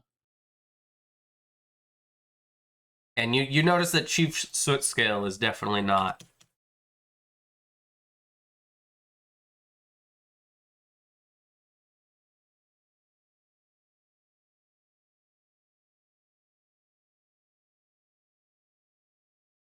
There you go, guys. Memes. Really funny. After basically what the kobolds, let me know if you guys do it as well, is they just scream until they can't anymore. You even hear a few of them in the crowd like start to choke. Like start coughing. And then once the last person, are you guys gonna go as long as you can? Rhea's gonna go up until the kobolds start. So the first couple of kobolds start stopping, and she'll stop. Okay. Same. Varys? Varys is going to go for it hard. Why not? Scream away. Okay. I'm just gonna roll for one of them, but why don't you give me a fortitude check? Okay. We'll roll for Micmac. See which one of you lasts longer. Micmac.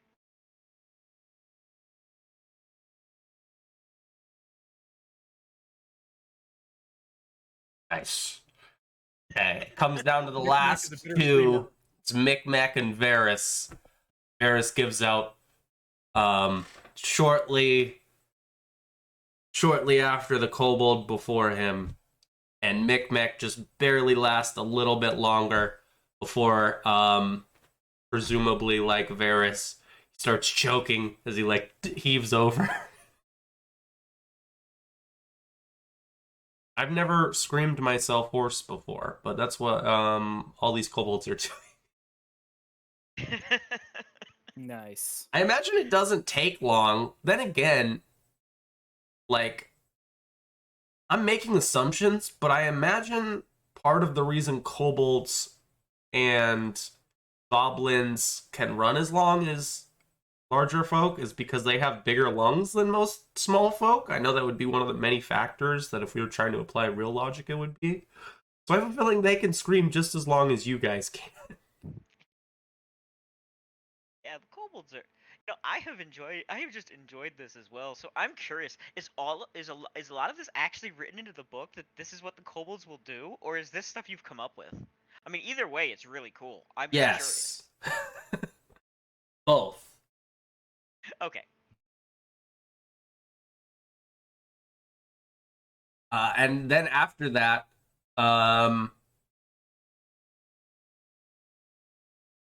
after Micmac and Varys are done, since they were the last two, Chief Sootscale makes his way past Rhea and the kobold next to her, so that he's right. Hold on. Sorry, I had to clear my nose. So that Chief Sootscale makes his way past Rhea and the kobolds next to her, so that he's right in front of this burnt, crisp, husk of a kobold.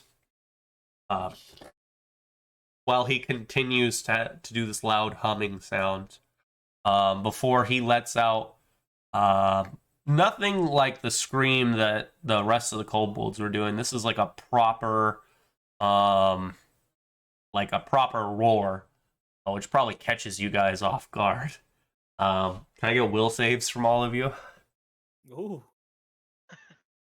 Is this mind affecting? Yes. It's a fear effect. So yes. Okay. Don't have anyone in the party who Oh. has to ask for fear effects. It's a nice change of pace. I love how Nessia has had rolled garbage both times. This has been relevant. Consistency. Okay. Yeah.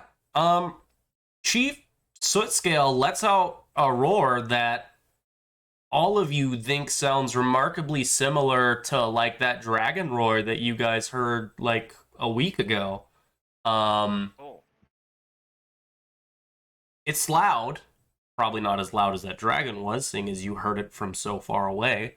And it definitely echoes throughout the room.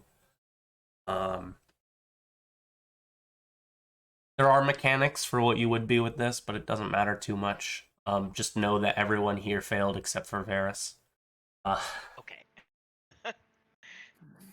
No, you would all This get the time same he's general the great impression. There would just be legitimate hints of fear that would be forced upon Dietrich, Nessia, and Rhea. Yeah. You definitely see Dietrich kind of take a one step back and kind of duck his head down as if in like a instinctive like sort of like fight or flight instinct.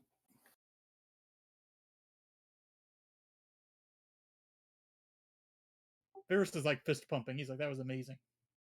Yeah, Rhea kind of stiffens for a moment, but she also then just keeps on acting normally. Definitely, she was certainly phased by it, but she's not showing that she was phased. That's fair. You see that, like, all of the kobolds, to varying degrees, are in some kind of state of awe. And there's definitely shock as well. And he lets everyone sit with that for a moment. He lets you all properly fill this out before he says anything. You can soak it all up. Then he says,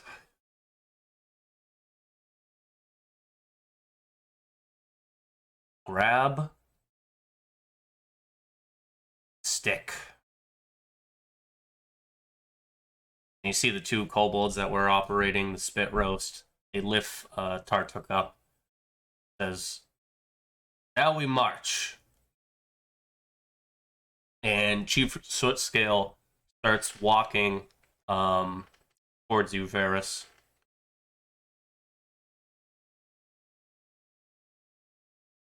Right? Yeah, Varys will get out of his way.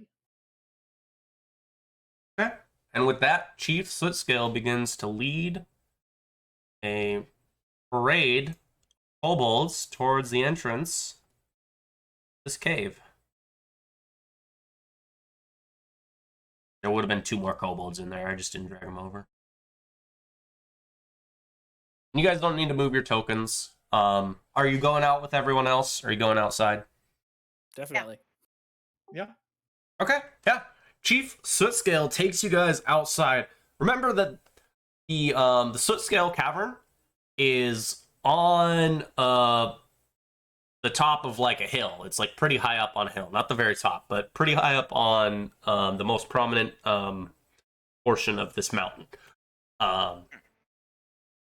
And they basically walk over, and it doesn't take that long. It only takes you like a few minutes to walk from the entrance to the Sootscale Cavern to the edge of this mountain,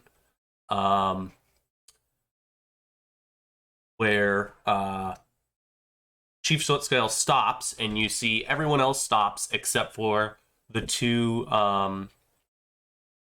kobolds that are carrying the husk, and they walk past Chief Sootscale He's basically stopped like 10, not even 10 feet away from the edge. And they walk past him, and they both churn so that the husk is in front of him again. And once they stop,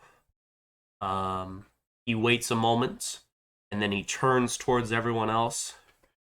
Says, "Now, starting with our new allies, all of us will vent any of the issues we had with Turtuk, one at a time, so that we may bury him properly." Oh, they weren't going to eat him. Maybe they were. I don't know what's going on.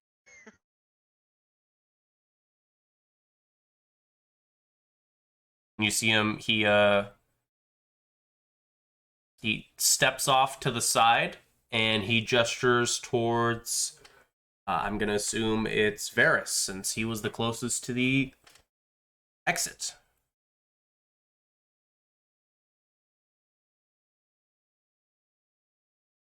And Varys will just say, promised me a lot of gold and didn't actually have it on him, so he was a jerk.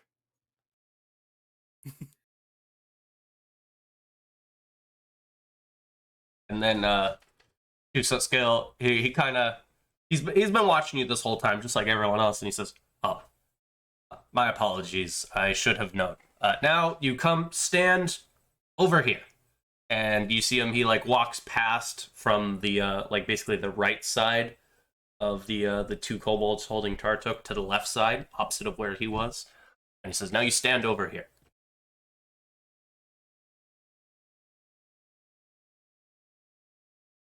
And then he goes back where he was, and he gestures towards Dietrich, next person in line. Because even if you guys weren't at the front, they would have put you towards the front once. They would have guided you towards the front once Chief Sootscale said that you guys were going to go first.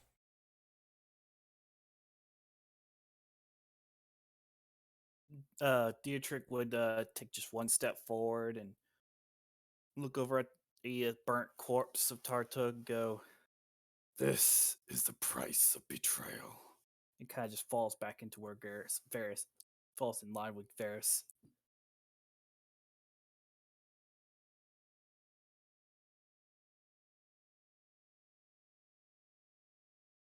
So, Rhea will step forward and say that he put a curse on my friends and caused a number of you to be hurt, and that's what I have to vent about him. And she'll walk over.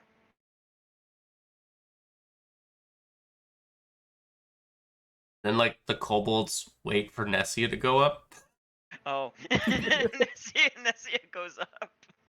Angry chiming noises. Yes.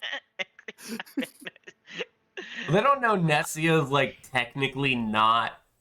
Like, she's a sentient being. They assume that she has a grievance.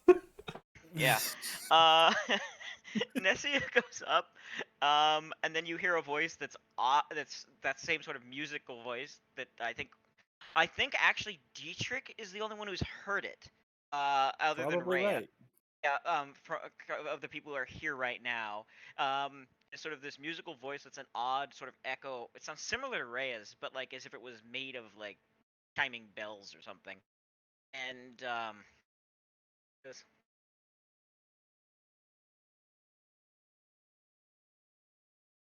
What would Nessia say? Give me 1 second to think on Nessia's state. What Nessia would say.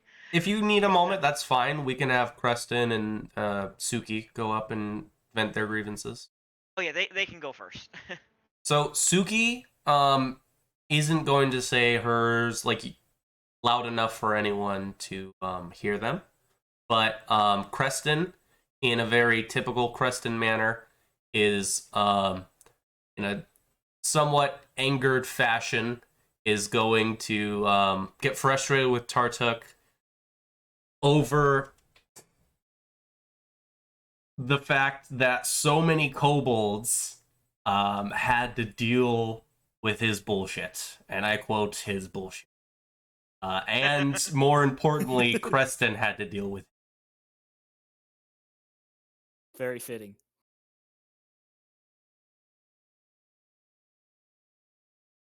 And Nessia goes up and comments that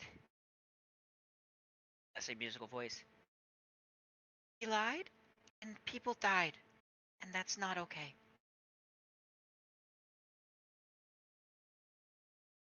And that's all.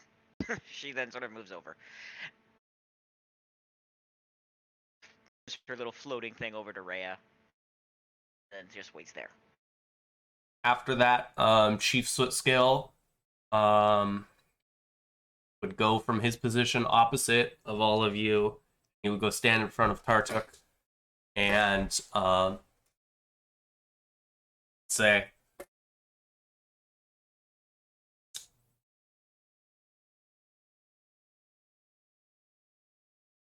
I think he'd actually just let there be a few moments once again. He's being very slow and deliberate today when he's speaking. You see him, he lowers his head just a little bit. And he says,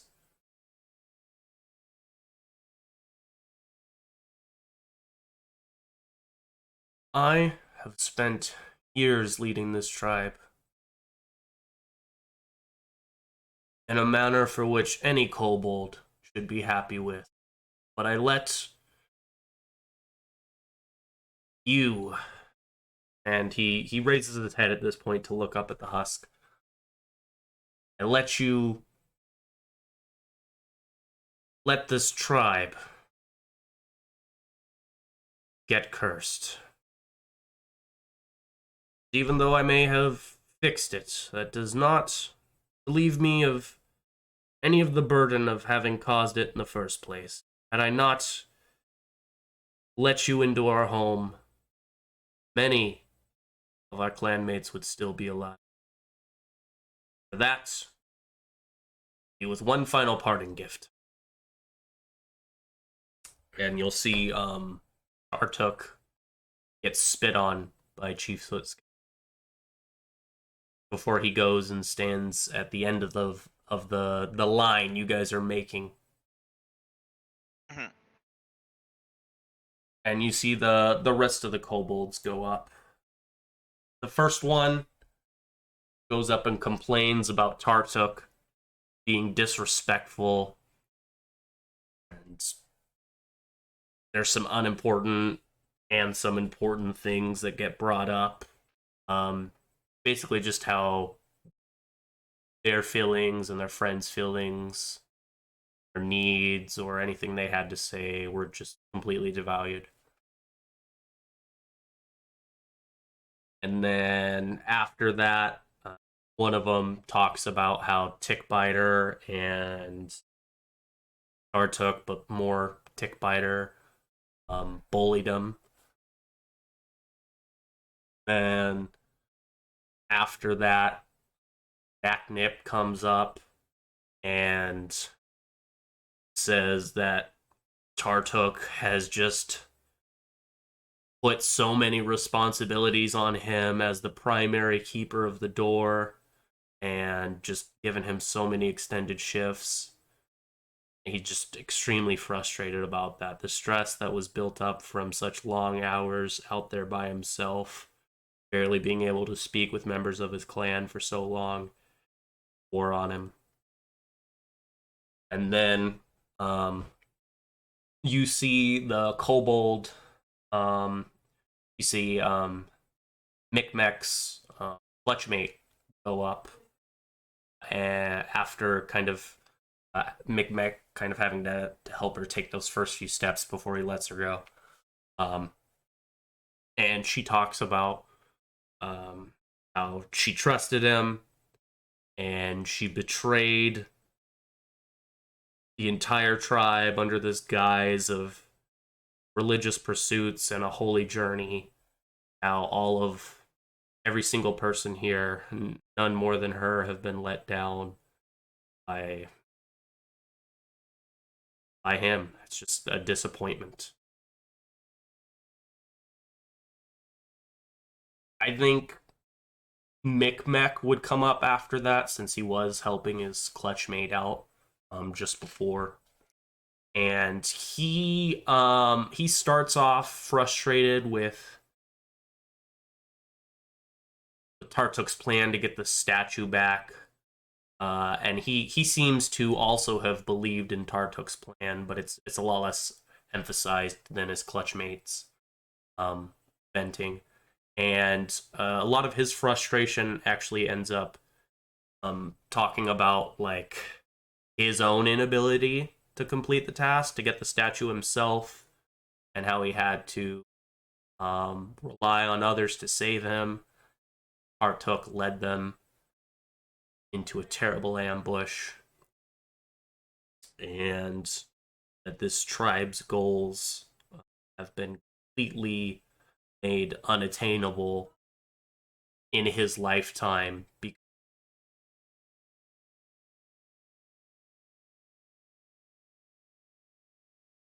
And then after that, the next kobold that comes up starts talking about a bunch of like family issues that came up.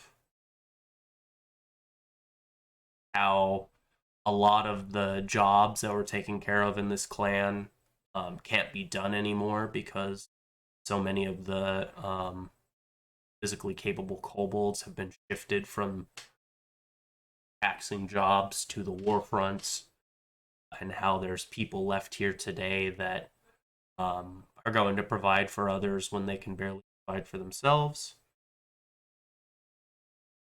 And talking about how like both of their children passed away in the same attack that Micmac was talking about. Very, very, I'd say this person most of all is like just straight up like starts off the most depressed. It's probably that I imagine it's actually the guy who like nodded off pretty quickly. Ceremony, that portion of the ceremony. And then the next kobold comes up and starts talking about how, like, actually something, at least to me personally, seems a little out of place. Like financial issues, like how with all these kobolds being gone, that they're not going to be able to get by in the regular ways that they would. And there is just a lot less flowing into there's been so much less flowing into the tribe and so much going out of it recently, and they don't know how they're going to get. And you can kind of see a pattern that I've been throwing out here. A lot of it's churned from straight up things they hated about Tartuk, and to like problems that they have been generated by him.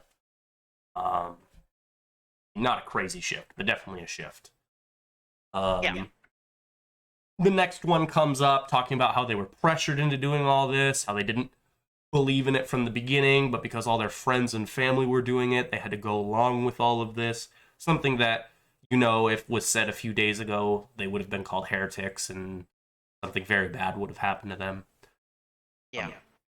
Then after that, the next one just talking about how they felt just unsafe constantly.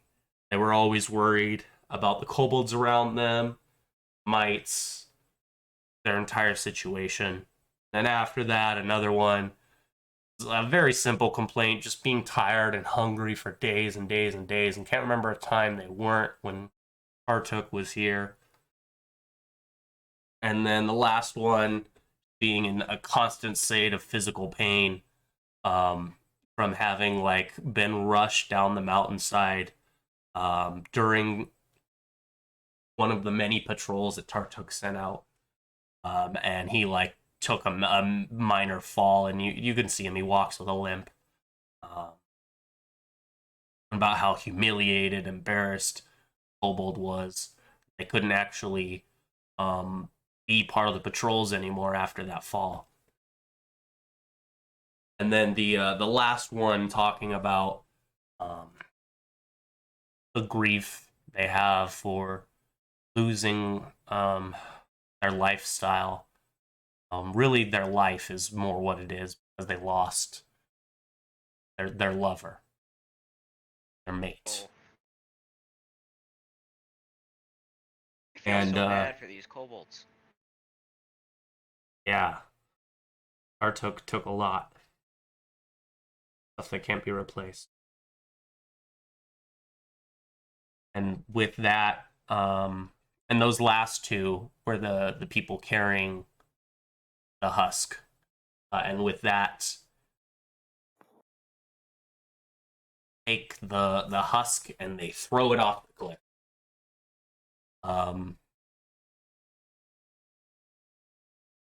And Chief Sootscale steps out from in between his tribe and the rest of you, now that those two have thrown him off.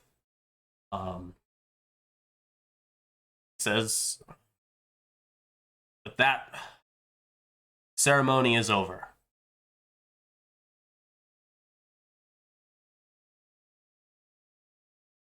He doesn't wait this time for anything to happen. You look around and you can see everyone here is pretty battered down. Beaten. Word I would use. It says, now, time for rest. Time for grief. Time to move past these things. All of you, go rest. You've earned it. And so much more." He shakes his head and he begins walking with the rest of his clan very slowly towards the cavern.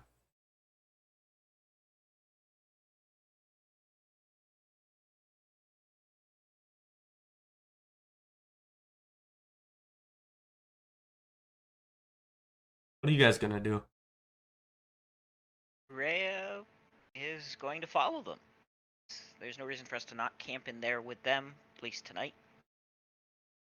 Since they're our friends. Fair.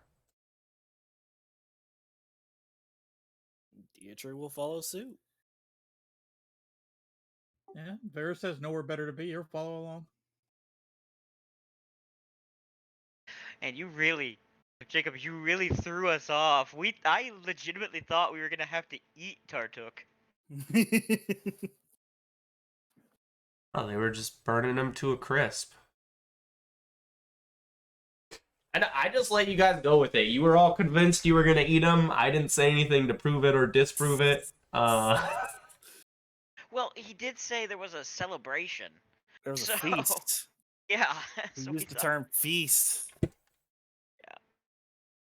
But maybe the feast was more the was more the drinking and stuff. But that's okay. Yeah, no. And the thing was, Rhea didn't know. So Rhea was just going to honor the local customs of her new friends, because that's what she would do. If they had needed her to eat a piece of Tartuk, if that was how it went, she would have done it. I remember at the end of last session, we were prompted for the name of your guys' tribe. What did you provide, Rhea? I honestly forgot, Steven. She provided her last name. Okay, Orlovsky. Yeah, the Orlovsky tribe. that sounds right.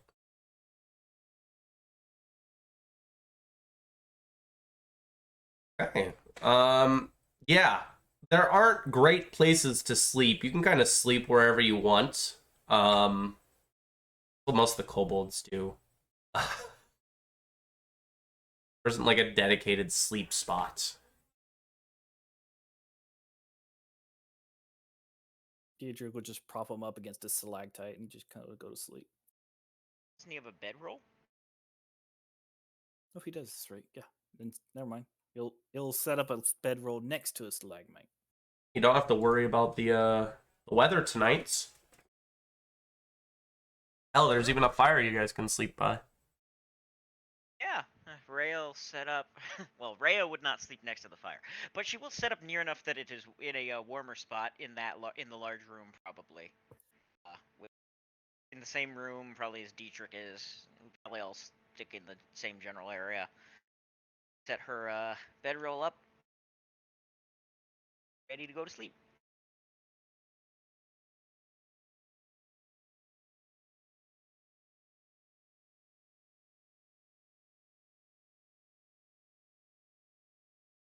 Nice. All right. I'm still gonna have to ask for fatigue checks because you guys did stay up hell late. Hell, like. You guys can get Fatigue your check. sleep. I'm just interested, so it'll get cleared. I'm just interested to see how many of you were fatigued after all of that. Ah, okay.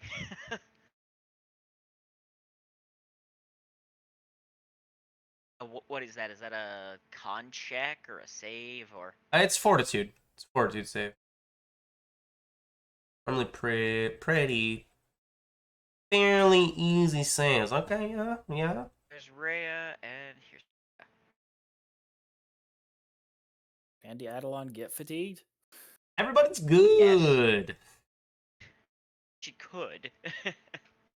Everybody's good. You're all good. I mean, you're probably not good, but you're not fatigued. Yeah, they were tired, but they weren't tired. But they weren't that level of tired. Yeah, exactly. Okay. What do you guys want to do when you wake up in the morning? I assume you guys are still waking up at like a normal time. Quote unquote Yeah, normal. makes sense. You're getting your 8 hours, your 9 hours, sorry. Yeah, probably gonna be. It's wake up at like noon. Because on account of the fact that he does like to stick to a time clock, Dietrich will probably wake up like maybe just barely earlier than the rest of them. Still have 8 hours, but like try to wake up earliest. Will, Yes, can you give me a will save? A I trick. will save. This is interesting. That you rolled Shadowfang. Oh, I did roll shot. I'm not used to 2 character sheets. I'm sorry.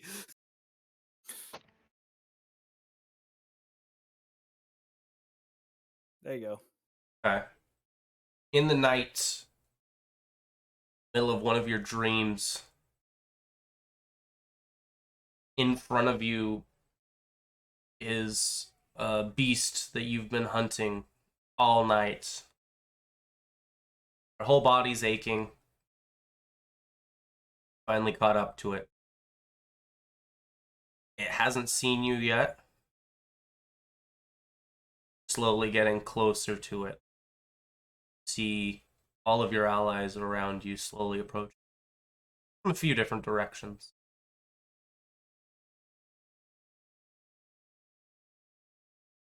Seem to be waiting for you.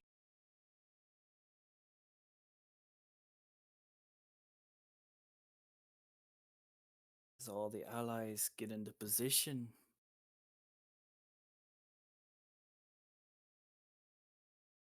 I make a swift and angry sound before charging at the creature. Okay. Yeah, can I get knowledge nature check? Of course.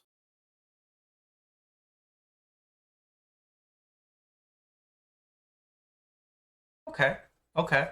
Um you charge at the beast in front of you, and you see your allies run at it as well. And feel like they're your allies, but they look more like shadows as they come closer and closer to the beast in front of you, which you realize is some large four-legged herbivore. You can't quite place the features on it, besides the fact that it has a big center mass and a very long neck. Everything else is a little fuzzy about it. Remember, this is a dream.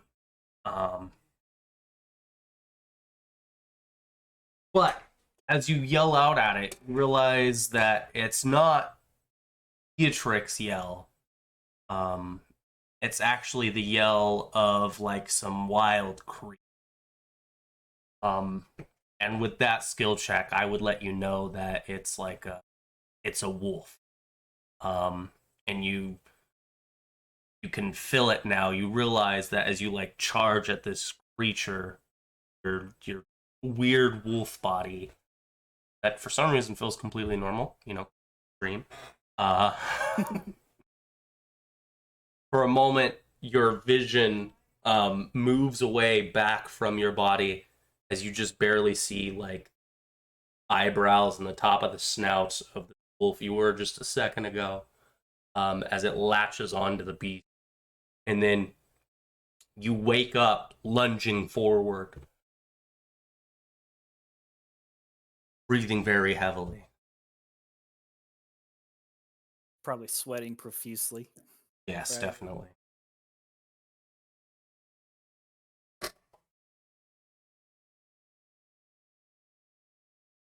Dietrich's just breathing heavily as he looks around, sees himself back in where he was. Gets up and waltzes over to the entrance. Just kind of stares out there for a bit. Trying to piece together what that dream was.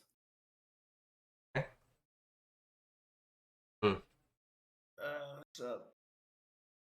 Howdy. Elias. Yeah, sorry I was late.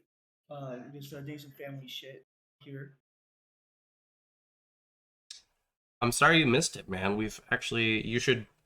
I'd recommend going back and watching the video sometime this week if you get the chance. Hell, today if you get Yeah, the chance. of course. Yeah. Sorry I couldn't be here. Believe I told you about how I was not here today, right? Or did I not? You told me you might not be able to, but you let me know. That's why I asked earlier. Oh, okay. Yeah, I was just doing some shit with my family. No, I get it, man. Real life first. Yeah. So, but during next session, 1% will be here. Next session, 1% will be here. Nice. I think we are going to be down one person next. That's fine. That's fine. Just sorry I missed it though. Really want to come. Well, we're 2 hours in. We still got another hour and Hour and some change, 50 yeah. minutes or so. Yeah, you can certainly jump in for the rest of the session. Yeah, definitely. If that's okay with you, Jim. Yeah, of course. Just like my Man, you're part of the game.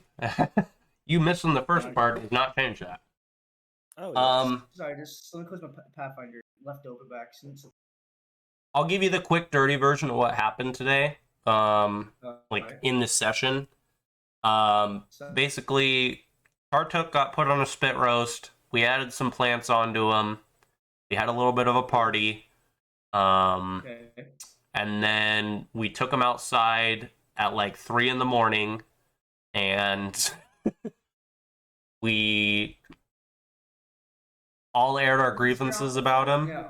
and then threw him off a cliff, and then we went to bed. And then Dietrich had a weird dream. I dreamed I was a wolf, hunting my prey.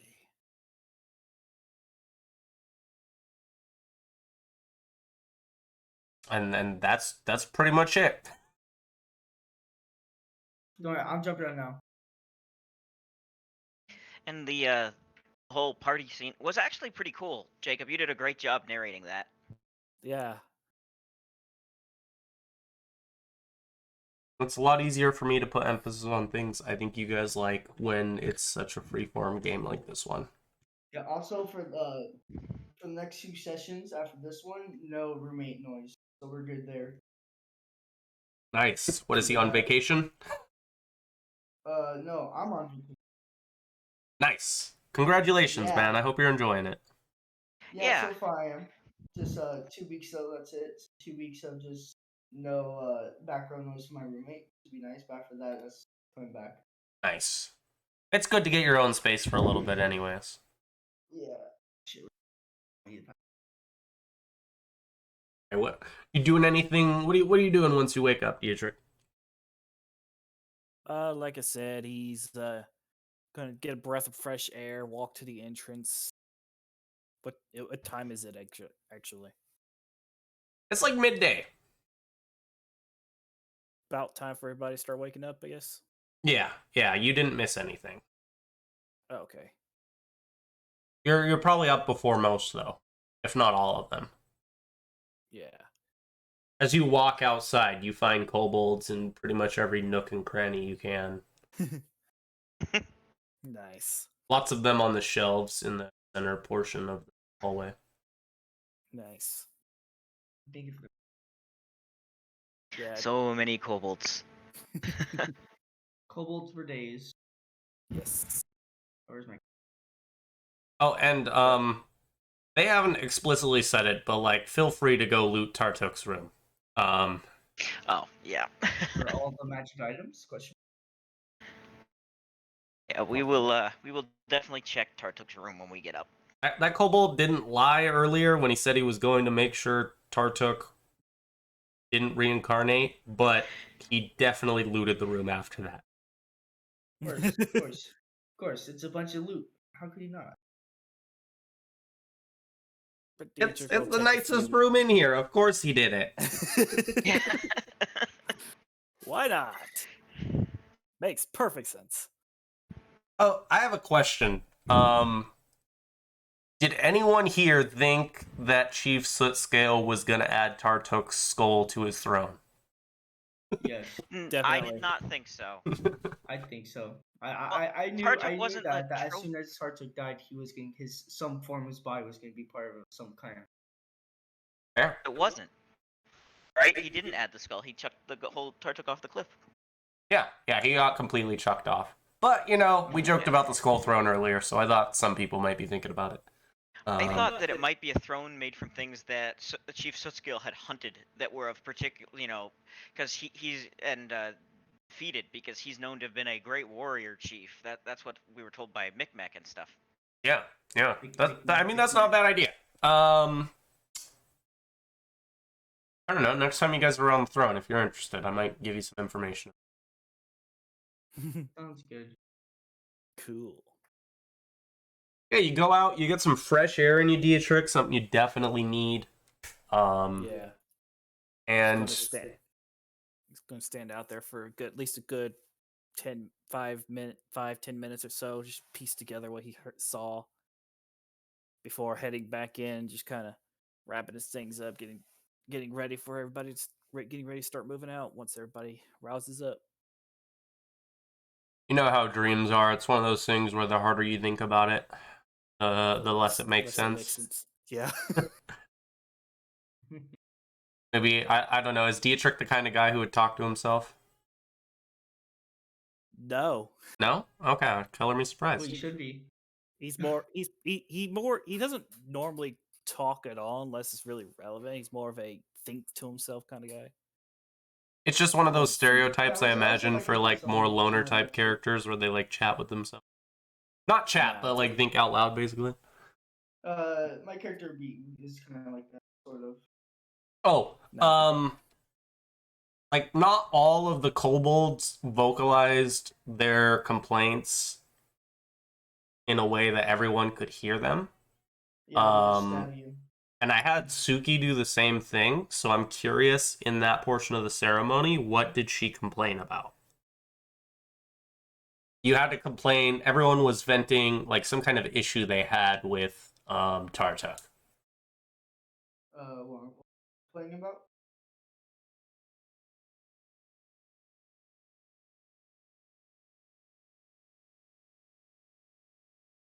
This is directed towards me, right? You're suddenly very quiet for me. Am I? Yeah. Fuck. Okay. Is he quiet for you guys too, or is that just me? Yeah. A little Alright, bit. I got this. I got this. Boom. How's that sound? That sounds Better. way better. Alright, cool. So was that directed towards me? Yeah. I That's didn't cool. know what Suki would complain about for him, so I was waiting for you. Suki. Well, Suki didn't really know Tartuk that much, but she would definitely complain about how from what she can gather, manipulation, all that kind of stuff was just not okay, and she definitely didn't like that. Okay. I like it. Yeah, but she doesn't know much, so I can't say anything else than that. What's everyone else doing when they get up? Well, when Rhea gets up, I think she will see. Does she see any of the? Well, first thing she'll do is she will summon Nessia. So that takes about a minute. And she will look and see if she sees any of the kobolds awake. Yeah, there might be a few. The few that are up are still laying down, though, like chatting to each other in whispered. So, Okay, I don't think she will bother the just waking up kobolds right now. She sees Dietrich. If Dietrich came back in, I think she'll say that. So in the commotion, we forgot to check and see if there was anything else we could find out from Tartuk's quarters. Probably should do that. Yes, you're probably right. And we need to find someone who can read this book at some point. I'm very curious why he did what he did here. Would be a good idea. Yeah. So I guess Rhea and Dietrich would head I just towards if Rhea and Dietrich would head towards Tartuk's quarters then to check there. Yep. Okay. Yeah, I mean, it looks much the same as it did the last time you guys were in here. Should I give a description of the room again? Would you guys like that? Yes, please. It's been a while.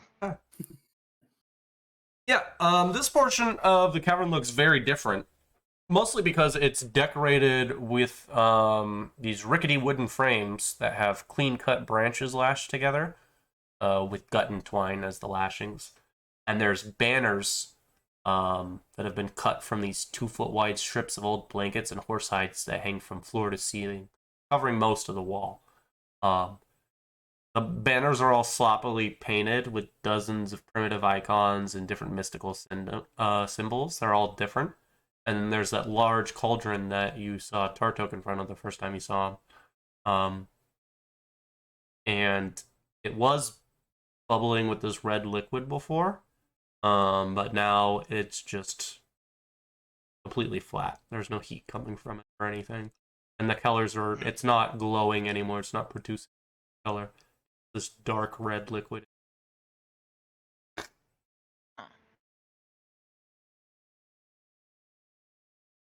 So Rhea is going to use Detect Magic and look around the room with Detect Magic on.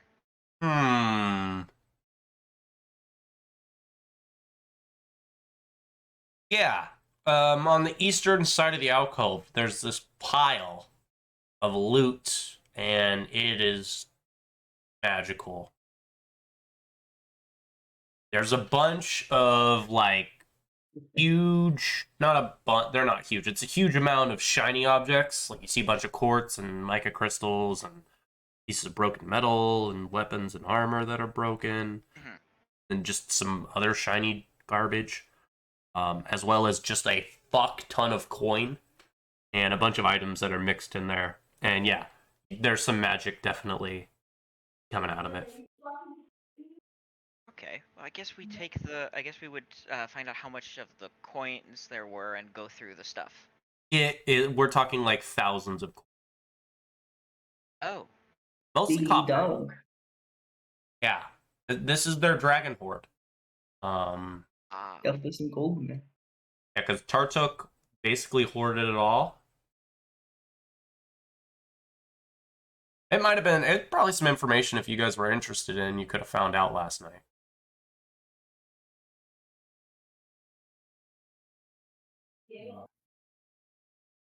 Alright, let me figure out what the... Probably, yeah, moderate... Are you going to focus on it long enough to get strength in school? Yeah. Okay. Moderate evocation magic.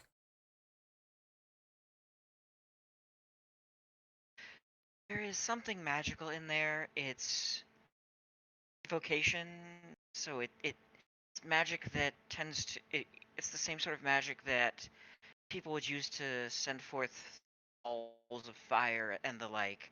I'm not really good at identifying magical items.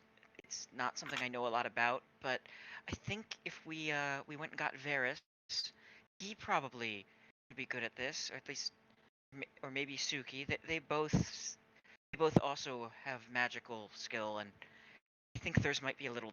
I think theirs is a bit different from mine. Mine's mostly tied to, and she sort of looks over at Nessia, who makes a happy chiming noise and waves a tentacle.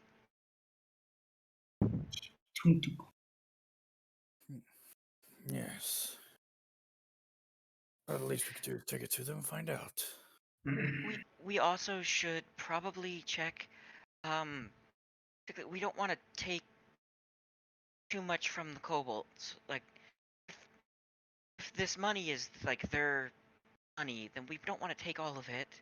It's not right to take everything from them. We're just looking for the things that were Tartuk's specifically. At least I wouldn't feel right taking their hoard from them. Yeah, if real quick, if you're wondering though, Suki would be checking on the others who are wounded when she woke up. So that's what she'd be doing. Okay.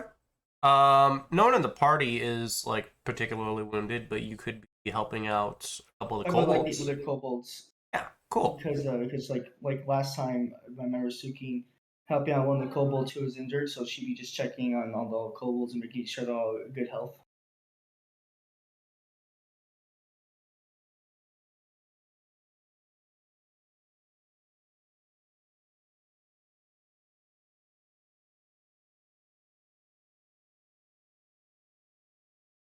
Want me to look for anything or not really? No, you don't need to roll for anything. I don't have a problem with you helping. I think you can. Nice, cool.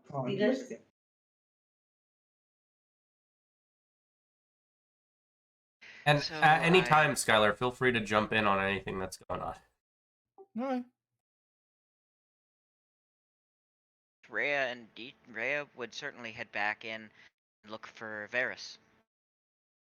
Head back to the main room and look for him. Yeah, Varys has just been raiding whatever passes for a kobold kitchen, trying to put some rations together. So they don't really have that.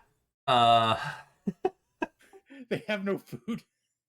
they don't have food. Well, then that's unfortunate. Then Yeah, very they sad. basically sent out like daily hunting parties. Paris is very sad they have no food to eat on. We were promised gold. We were promised food. These kobolds just don't deliver. I mean, there's So- plenty of gold. So Rhea actually I comes mean, there's up plenty to of copper. It's all copper. That's what it is. Rhea actually comes up to him as he's saying that he was promised gold, and so we were looking at Tartuk's chambers, and there does seem to be coin there, and also some magic, and it's evocation of some kind, and I'm not really good at identifying magical items, and I was hoping that, well, we were hoping that you might be able to help, and I believe it would be acceptable for us to take some of the gold or the coins as. So I believe it'd be okay for us to take some, but we certainly can't take all of it and deprive the kobolds of their resources. That That wouldn't that be would- right at all. That I would highly recommend we talk to the chief before Yes. we go grabbing coin. Decide how much of it is particularly safe to take. All right. Yeah, I can have a look at the magical item, and no need to take more coin than we were promised for doing the job. Was a specific amount ever promised? No. But Just there was coin. some understanding, at least. Varys certainly had some sort of understanding of Tartuk, so beyond that, he doesn't know. But Yeah, what was Varys's understanding with Tartuk? That That there I was going to don't be know. money involved. Lots of it. Yeah, lots of money. That was the understanding. Money.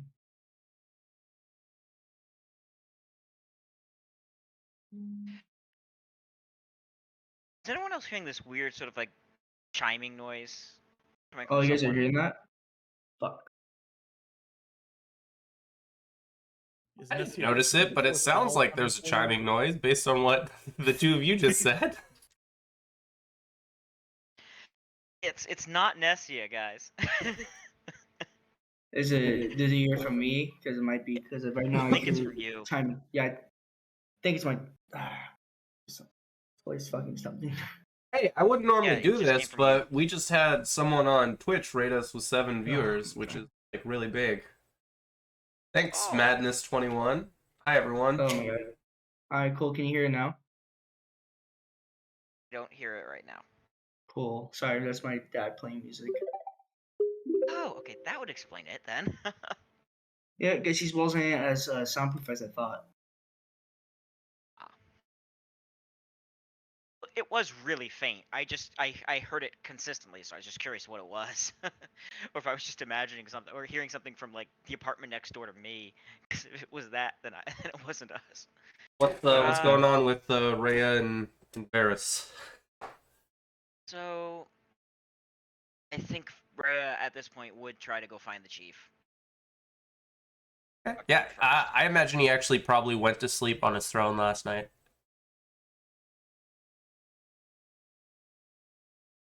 He's still asleep on the throne, or Yeah, I actually think he would be.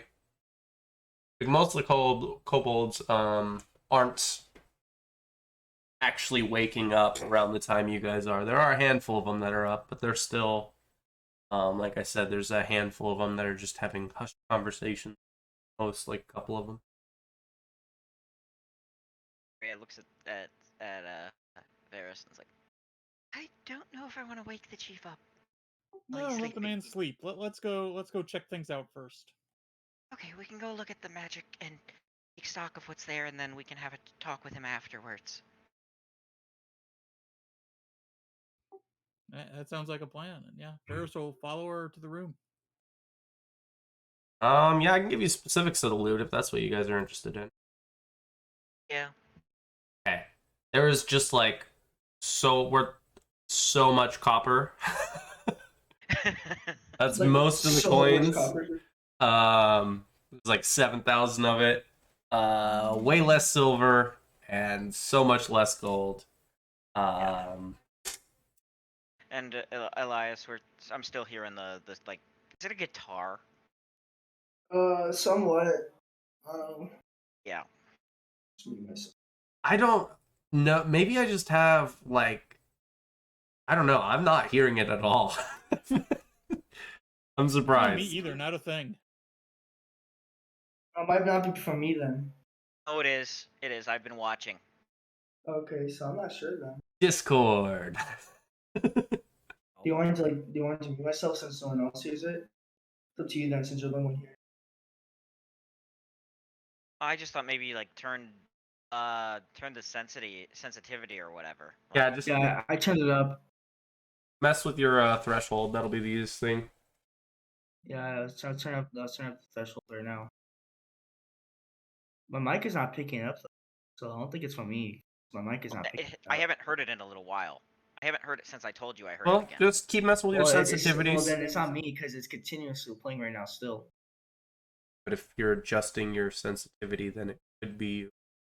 No, I already had adjusted my sensitivity. Okay. I haven't adjusted it yet. I don't know. Someone's going crazy. I don't really care who it when you is. first mentioned it.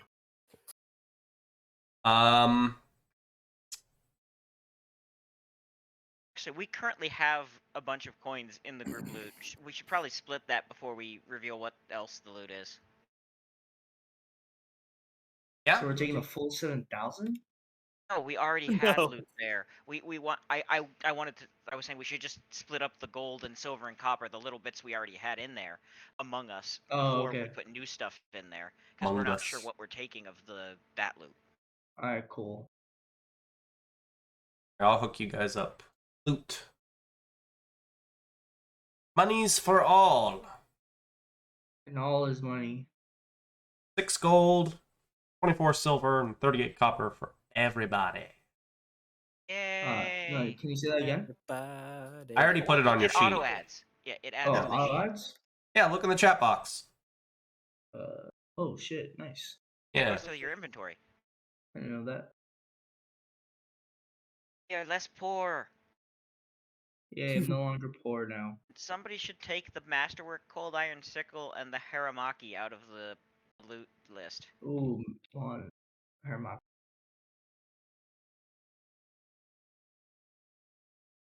No, I'll take that Haramaki actually. Actually, is a sickle a simple weapon? Yes. Yeah, it is. Rhea can actually use that.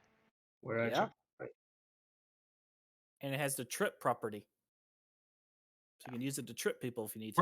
Were I just those had Rhea. Rhea take the Turtuks? sickle.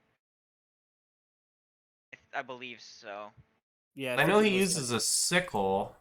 I think those were his. Yeah, because I gave you guys... I gave them to you guys last session at the very end. God, this is what happens when you don't play for almost a month. God. How I add the armor?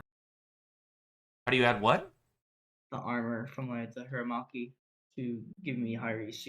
You just have to put it on as equipped. It'll automatically add it. Oh, You not have armor on?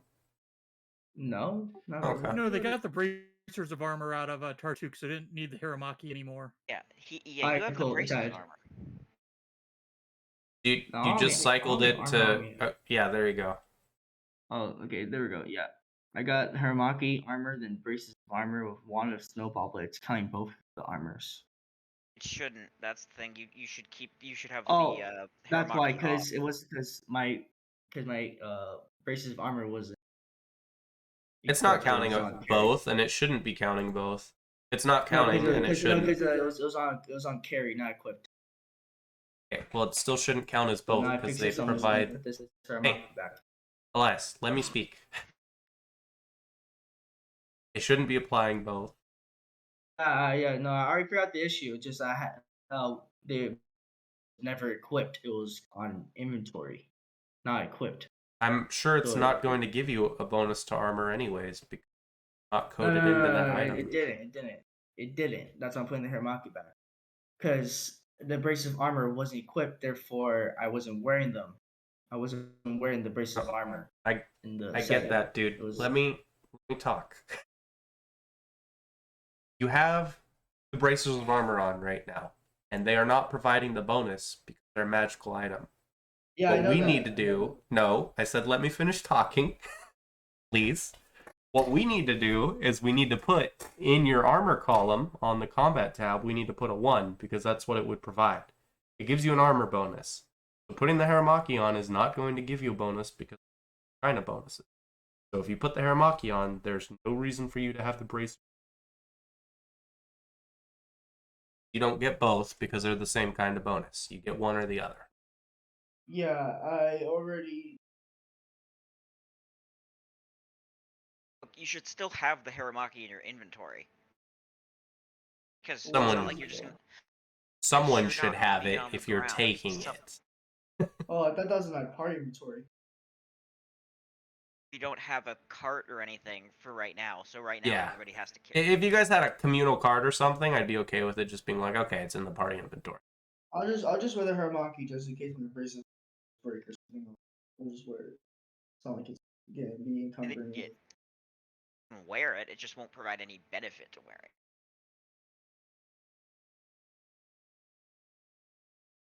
All right. We find out what else was in Tartuk's stash. Yeah. If you guys dig through it, I kind of told you about all the little bips and bobs, all the random stuff in there, all the shiny bits that aren't coins. I guess I told you about the coins too. You would also find a soiled leather bag. Opener beware. A masterwork light steel shield. Now that sounds interesting. Some magical boots and some magical crossbow bolt. No, crossbow bolts, not arrows. Can Unfortunately. I Gra- try to identify the magical items? Yeah, sure. Which one do you want to start with? Let's start with the boots. Okay. Yeah. Give me a spell crit. Magic boy. Okay. Okay. Not enough. I'm sorry. Okay, then let's move on to the arrows. You're just gonna give me one for the arrow because for the arrows because they're all the same type. So if you can identify one, you can easily. Okay. I can definitely tell you what all 7 of those are. These are +1 flaming bolts. So they add a d6 of fire on top of their regular damage. Very cool. Yeah, these are very rare and expensive. You need to have the fireball spell. That's the spell requirement to craft this. I mean, you could craft without it. Would just add a 5 to the whatever the craft check. Yes, but you still have to have the appropriate caster level, That's fair. which is 10. God damn. Okay, Yeah. those are level 10 arrows. Unfortunately, I can't was tell you it what for the boots magical are. items, or was there anything else? There's that disgusting leather bag I talked about earlier. Is the bag radiating magic? Yes. Rhea will point out that the bag is magic. Or there's magic coming from the bag. Well, can I do a spellcraft to see if the bag itself is magical? Yes. Give me a spellcraft. As you fiddle around with the bag, you realize it's not magical. No, I guess it's something in the bag then. it must be.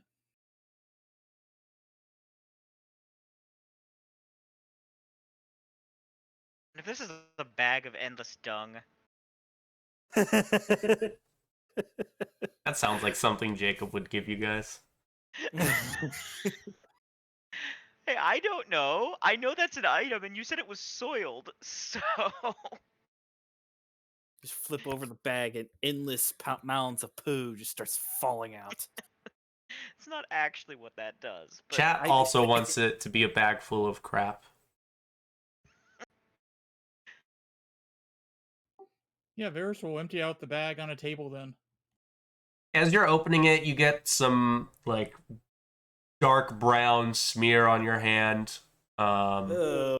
and a brass wedding ring with a single pearl on it falls out, as well as a small container that has a bunch of dust inside of it.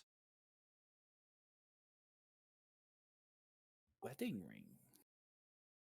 Rhea looks at that and is like, huh. Are either of Wonder them whose magical? ring this is. You look at the inside of the ring, I can tell you.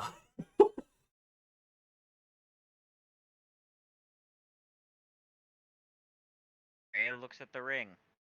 Okay. Yeah, it says Svetlana. It has a date on it. I'm sorry, what? I think this belongs to Hey, didn't Svetlana say something about having a ring when we said we had like taken care of her problem? This was a long time ago, but I think when Rhea came back in, after we'd brought Kressel back and told Svetlana that we'd taken care of the problem, she asked about if it was about her ring before Yeah? following her out. So maybe her ring's missing. Maybe this is her ring. Yeah, she brought up that her ring has been mentioned as stolen by the bandits. Yes, 100%. Oh, well, we can certainly bring this back to her then. We're going to be going back there. I imagine she'll be thrilled.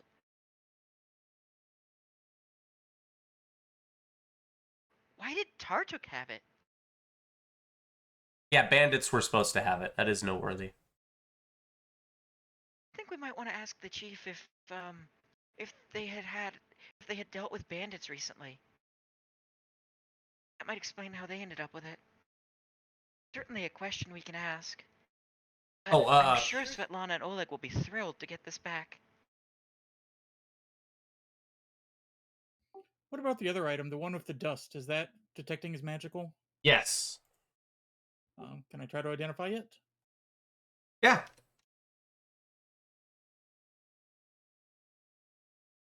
Okay, nice. That was Yeah. a good roll. Oh my god, I'm gonna sneeze. The world shifts. I love being sick. This is great. Um, this is some dust of illusion.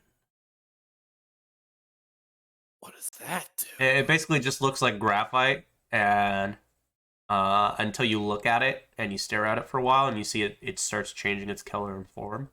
And if you put this dust of illusion on a creature, it affects them as if the disguise self spell.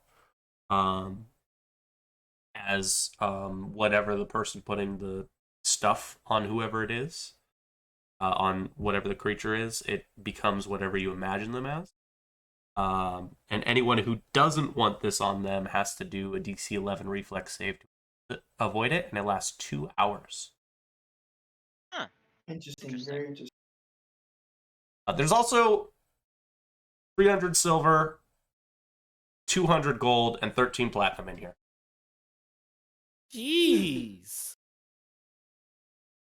Okay. Well, This I guy's think packing. I think we probably would not take any of the copper. If, or at least leave the kobolds their copper. I think that's our Reward. payment right there. Yeah.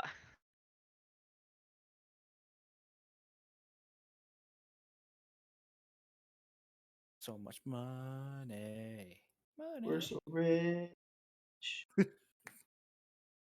All right. So, guess add the items to the party sheet. Well, you can move them over. I mean, I figured we'd decide what you guys were going to take before I threw it all over, because I have to put everything in at once. Oh, okay. I was going to let you Well- guys talk with the tribe, figure out what you want, and then we deal with it then. Well, that is fair. Yeah. Okay. I think, well, Rhea would go back. Rhea would go back and see if Suki Yeah. ask. I didn't quite hear the So- question. So she would ask. She would say, "So, we found some magical items, and Eris was able to identify most of them. There's one we still don't know what it does. Do you think that you could maybe take a look at it?" I don't mind. She then gets up from whatever she's doing to go follow. Right, so Rhea leads Suki back and points out the boots. Well, Suki will then proceed to inspect boot.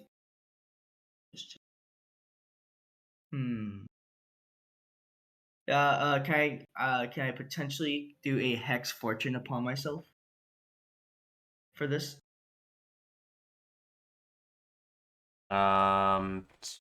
Yes, yeah. Why not? Yeah. Yeah, let's do it because I got another.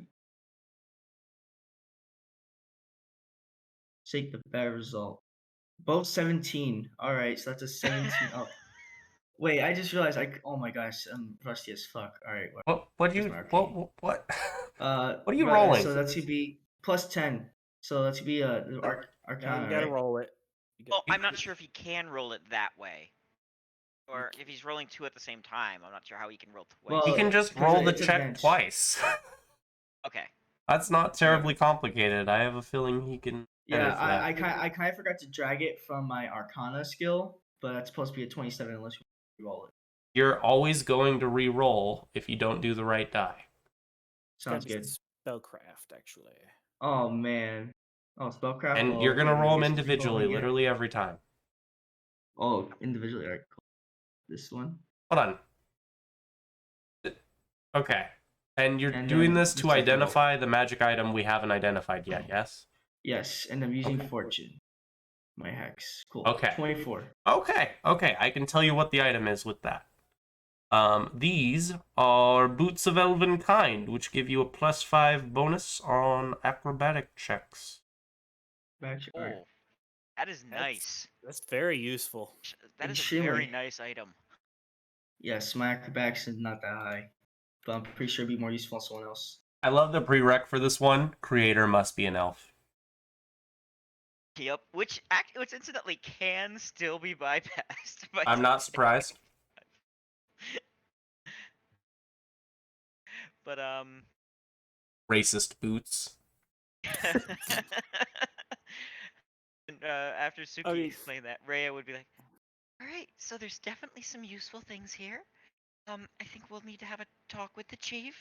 At the very least, we certainly need to take this." And she sort of gestures at the ring, because this belongs to a friend of ours who had it stolen by bandits a little while ago. I'm not sure how it made its way here, but at the very least, we're going to need to take this so that we can give it back to her. But I'm sure that we can work something out with the chief for at least some of the other things here.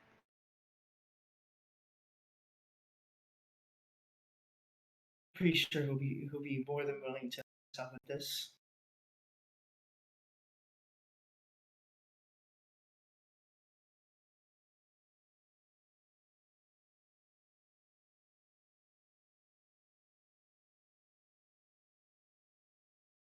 All right. Well, I guess Rhea would go back to the main chamber. I'm not sure where. I'm not sure if everyone else is now in Tartuk's room. If she's just been getting people and bringing them back, and then no one's been leaving. I'm not having you guys move your Suki's- tokens around, so you can just be wherever you want. Okay. If you guys want to move your own tokens around to represent where you are, cool.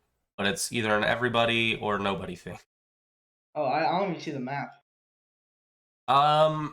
Okay, so Are you I have a talking little about trick to the show map? you. Open up your character sheet and double click the rightmost token, your image in the top right of it. Oh, there we go. Cool. Yeah, it's a really neat thing that we just figured out like last week. I've known Oh, about it for a nice. long time. I just kept forgetting to tell people about it for like almost a year. Where's the chamber? Height. So. where is Most the people are in the main room to the right, but the reason we were talking about it, like the only reason it matters is if you guys are actually using your tokens to represent where you are. I don't Oh. think we really need to Well, for this. since well, we don't really need to be honest with you. But if you want us to, then I guess I'll just leave it. I don't really Go to the care. main room. Just Steven brought it up, so talking to everyone. Yeah, Dietrich's just in the main room getting things ready together, so we leave. Picking his bed up and So- whatnot. Yeah, so if the chief is awake, Rhea would go to talk to him. Yeah, sure. You can wait around for a little bit till the. Yeah, she doesn't want to be rude. So she will head over to the chief.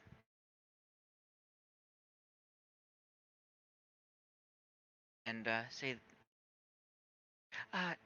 Chief Sootscale, we went through Tartuk's belongings, and there were several things in there that we believe could be of great use to us. Would it be all right with you if we were to make use of them?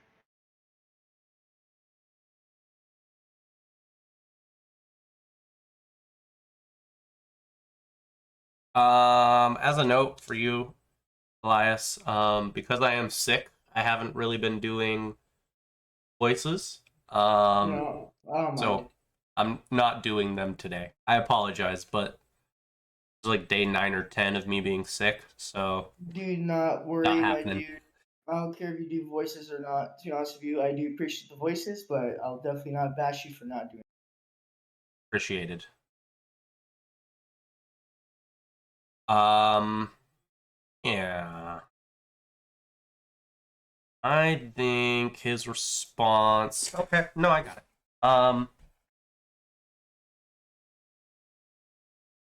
I haven't looked at the horde myself. I can come with you and we can discuss this in our own space. Of course.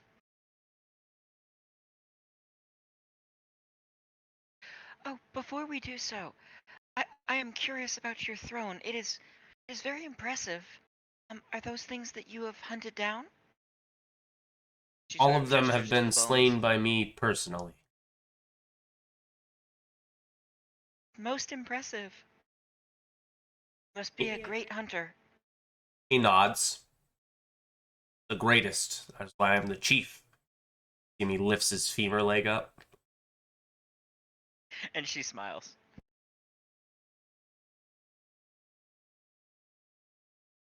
Thank you for indulging my curiosity, and I'll be happy to talk with you at the Horde.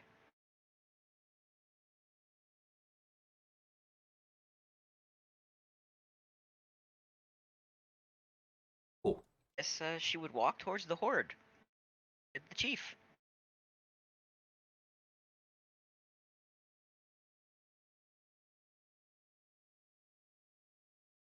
I like that the kobolds are all dispersing.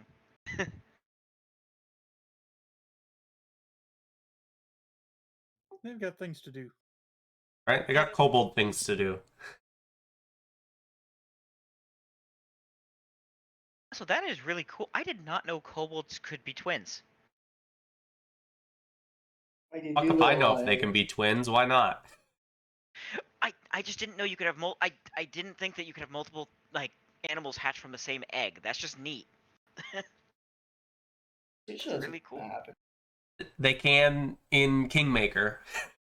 Okay. Kingmaker. I have Okay, no I know, clue I if just- that's I just thought actually that a was thing really in cool. Pathfinder, but it is in my version of Golarion. Okay. Hey. No, I think it's neat. I just I just thought it was pretty like unexpected and cool. So if we went back to the chamber, Rhea would point out the boots and the Yeah, who else So- is going back there? I know Chief Scale and Ray are. Who else is going to be back there? I'll be back there too. Well, Yeah, actually, no. Varys never left. Varys is guarding it. Okay. I'm still actually. I'm Varys is still leaning just. against the wall with his arms folded over his chest. I was Making just sure nobody steals the gold. I was just gone back to where I was at before to continue just making sure the kobolds are good. Yeah. Definitely. was getting lots of medical care. Yes. Is Dietrich going to be involved in this or no? Siki is very much about helping the living and their medical needs. Unless they hurt others. Yeah, he can help. Okay. Ray, he walks in there with you and almost all the party. Looking like kind of eyeing the horde up and down. He's still got his femur in hand, but he's like got his arms crossed. And remember, this is like a big ass. It's not like kobold femur. It's like a fucking human-sized femur. Yeah. So it's this big ass femur he's got in his hand. He's looking up and down, and he's like, "What do you want?" So, the first thing is, and Rhea points to identifies the ring specifically. This belongs to a friend of ours. She said that it had been stolen by bandits recently. I actually wanted to ask you, did you have any run-in with did any of your kobolds have run-ins with human bandits recently? Because it's honestly quite surprising to find here.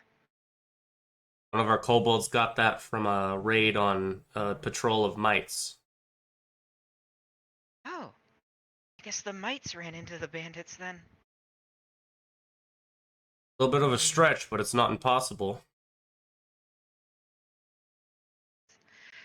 So, that was one thing specifically, since it belongs to a friend of ours that I believe would very much appreciate having it back, since it commemorates her bond with her mate.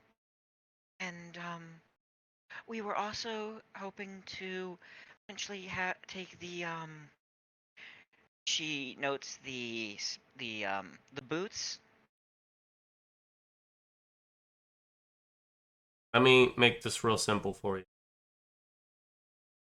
You leave all the crystals, all the precious rocks. Don't touch any of the scrap metal. None of the stuff that's there for decoration. Take as much coin as you want. I don't care about any of the items except for the usable weapons. We don't have any crossbows. The bolts are yours. Oh, well, thank you, Chief. We very much appreciate it, and we will put this to good use. And if you're worried about it, I mean, you can take the shield as well. It's too big for any of us, and if it still bears weight on your conscience, you could just pay us for it. Yes, if we take the shield, we will pay you for it. I did not want to deprive you of any of your important artifacts that had specific importance to your people. The Horde was tainted by Tartuk's greed and his passion for war. We must get rid of as much of it as we can. But crystals have much significance. Then of course we will leave those. Thank you, Chief Sootscale. It has been a pleasure to help you and your people. I look forward to positive relations between our peoples in the future. She smiles. Yeah, he nods at that, but he's not going to smile back at you. That's not something a kobold can easily do. Right. She knows. She's just she's making it clear that she's very happy with it. Yeah, I guess we'll take the stuff that he said was okay for us to take. Pretty much And, said you could take everything. I mean, I'll drag everything over. He said was okay, but it was pretty almost everything I described to you guys. Okay. There's some stuff that he would like to keep. Trying to get rid of all this fucking stuff from. You I love basically the take. soiled leather bag as an item. That's because there's stuff inside it, so I'm curious. I don't want you guys to actually take anything if you open it, but if you open the soiled leather bag, can you open the link inside of it? Just If you hit the no. It says that we have to have Kingmaker Part 1 Stolen Land loaded. okay, Specifically. okay. Here's the stuff from inside soiled leather bag.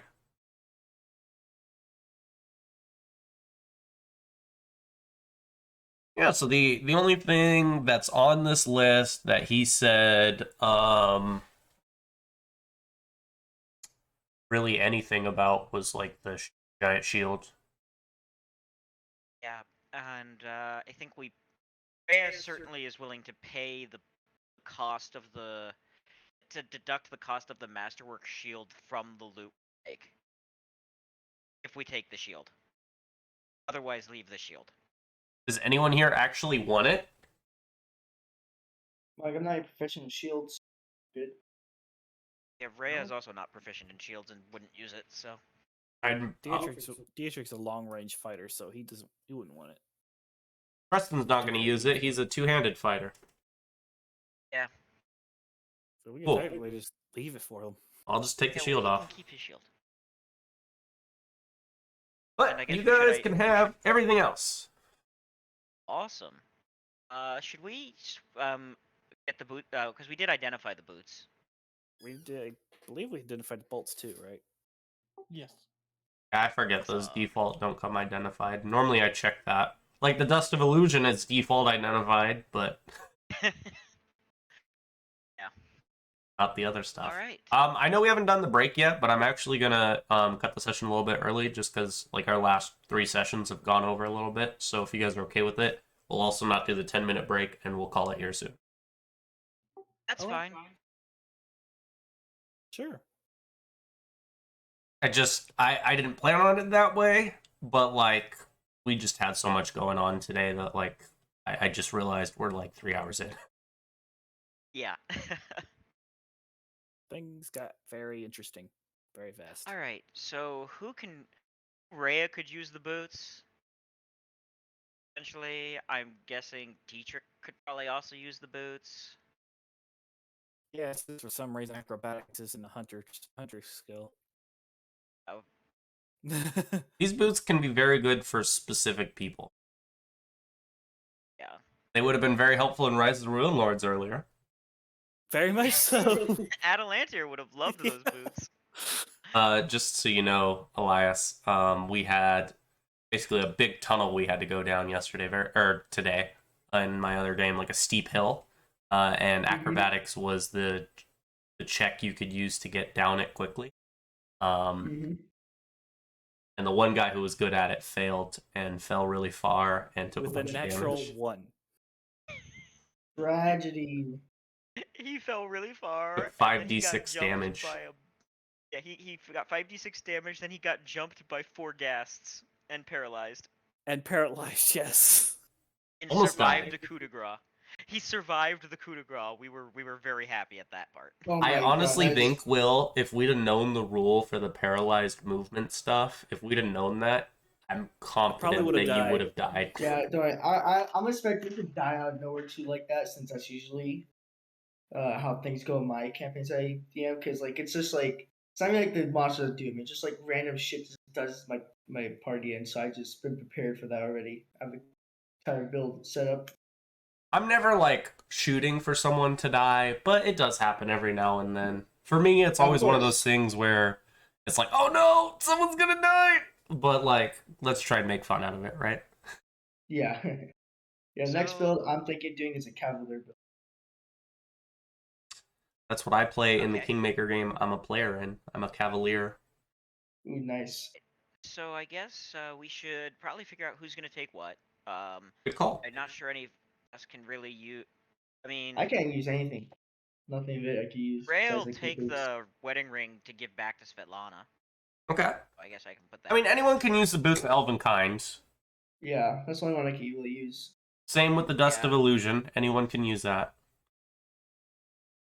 If it was flaming arrows, Dietrich would be more than happy to take it. But You can technically, us there have are crossbows? rules for them. I don't know the rules, but there are rules to repurpose crossbow and arrow heads to make the others if you have the appropriate crafting.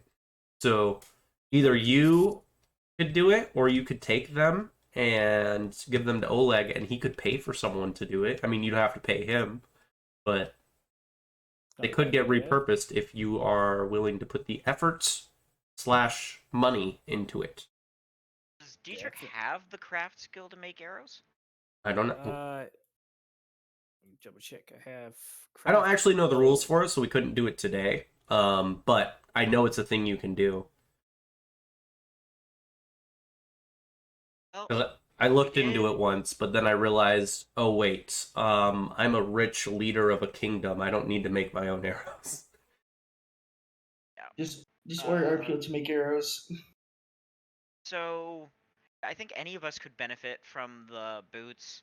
Who among us is most likely to... Well, I know Rhea could certainly benefit from them because Rhea does not really want to be in combat. And if she gets up close, she wants to acrobatics away. But, That's fair. so it would definitely be helpful for her. It definitely feels like the kind of thing one of the casters should take. And we did just we did have the magic. I believe that Suki has the magical bracers, but I think it'd probably be between Varus and Rhea, probably. We want to like flip for it or roll for it or something. Skylar. Sure. Let's just do a D20 for it. High or low? High. Okay. It's... Well, it looks like it's low, so I think it's yours, Skylar. I'll use Skylar. No. That's fine.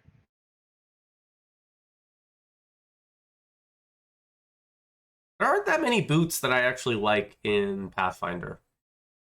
That's one of the few that I actually do like a lot. Yeah? Depends on the build, but like, oh my god, Athela would love those boots. I've never done a build in like any game that runs off acrobatics, but I've seen quite a few. They seem cool, just not my thing, you know. Yeah. For sure. Then I guess And- Rhea gets Dust of Illusion. Well, she could. I mean, does anyone actually think they'd use it? I don't.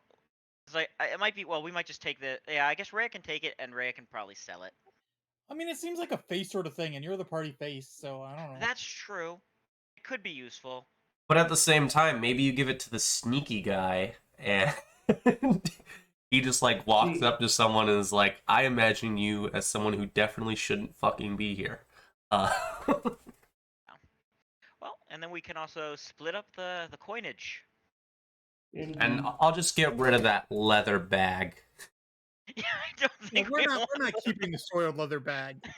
You might, I don't know, man. Have you guys ever carried coins? The most you can do in a coin purse is like 400, if we're talking regular size coins.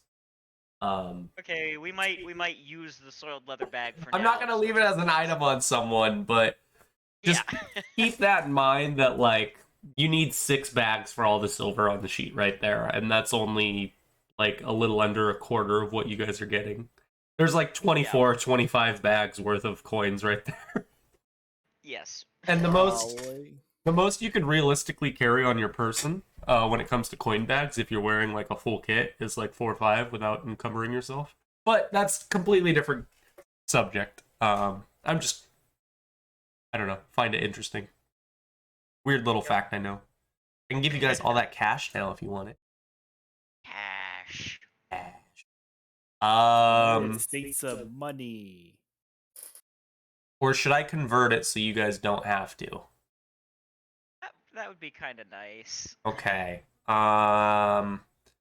Increments of 10, 100. So I can just make 74. Make that 74 gold instead of 7,400 copper. 7,000 copper. Yeah. Can I actually edit that field? I can. Math.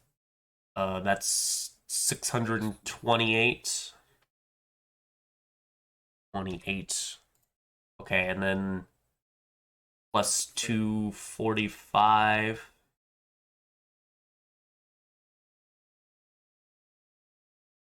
$873. You would think I'd be good at math since that's a part of my job, but I'm really not. Okay, there you guys go. I rounded it all up. It'll probably never matter, but remember that a huge fucking chunk of this is in silver and copper. Yeah. But we don't need to worry about that right now. No. More just for That's role pretty awesome. play reasons. No, just like I just imagine we're going to buy magic items. Just give all of it you need for the magic item copper pieces. In pennies. It's like taking a massive piggy bank full of pennies and be like, I want to buy this expensive thing with this. I want to buy this house with pennies. I want to take out my I want to take my $1 million out of the bank and I want it in pennies. So are we Honestly, if I talking was like you guys that- each have if like I a was few rich, hundred I'd gold probably do apiece? Is that what Probably we're do sitting that if I at? was rich. What was that, What Jacob? you said, Jacob. Yeah, you're very quiet. Well, it was because he was talking and you were talking. Oh, I think at this point that just means everyone has like a few hundred gold apiece. Yeah. hey, no, I could buy nothing still because magic items are expensive. Yeah, plus There's always- items, which is where like the vast majority of wealth ends up anyways. Yeah. We of note, the amount in there is actually there's 33 gold pieces worth of stuff. It's just platinum pieces are big. Yo, but DM, have you played Path of the Righteous yet? Oh, yeah, I played Wrath of the Righteous. I'm playing that right now because I was like, man, I really want to play Pathfinder, but I can't play. I only played up to the end of the first chapter though. I didn't finish it. I keep telling myself I'm gonna go back, especially these last few days, but I haven't finished that part yet. I've been trying to do all the side quests first before I go to that part. I got to level 6 right now. fair. Okay.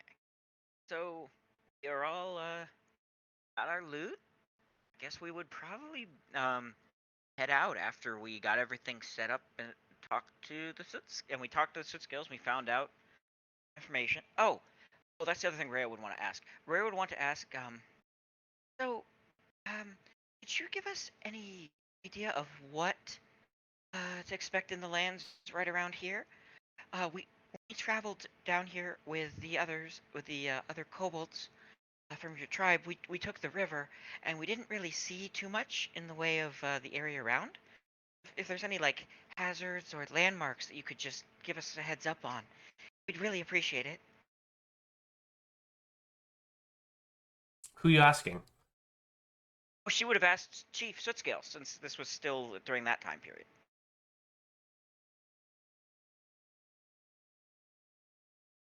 I brought this up earlier, and I'm going to reinforce it. We're not going back in time for stuff unless we have to. So you can go talk to him again, but we're not going back to when you talked to him. Okay, she will go talk to Chief Sootscale again, and she'll ask him if there's anything if there's anything he can tell her about this area and hazards or the like, so that they would know about them while they were traveling through. Yeah.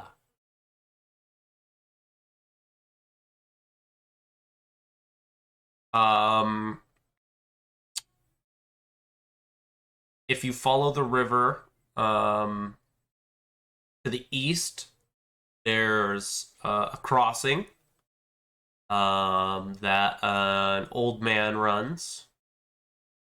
If you go to the fork in the river, which is to the west, you guys went past it. There is a very, very small river crossing. Though quite often there is foot traffic there, so it can be very dangerous since most of the people out here are dangerous. Including the soot scales. Definitely. And then if you go farther north on your way to the bandit camp in the forest, there is a much deeper gulch there that has very shoddy river crossing that only few kobolds can cross at a time. So probably less of you tall folk.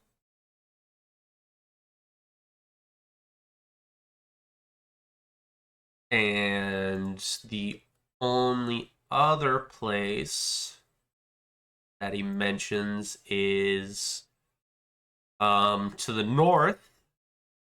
If you're going towards the radish patch, like straight from here, past the old sycamore, there is Cave. cave. In the head. Okay. There's a cave that has a bunch of gold coins in it. None of the kobolds have been there since the last generations of kobolds, so like older than the oldest people here. But they know that there are a bunch of gold coins in this cave. But they've never sent someone that far away up north because of banditry. They mostly go east, northeast if they're going anywhere. They avoid the west in this. It's because of partially the river, partially other people. Okay. Well, thank you, Chief, for all that information. And we're going to be heading out, but I look forward to visiting and enjoying your hospitality again.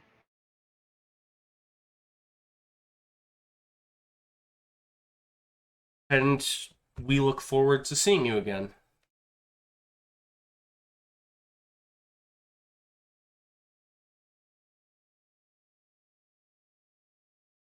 Hopefully with more kobolds. Definitely with more kobolds. Yes. I hope that your tribe is able to recover quickly and at Desna, our goddess of fate and luck, smile upon you and give you good luck.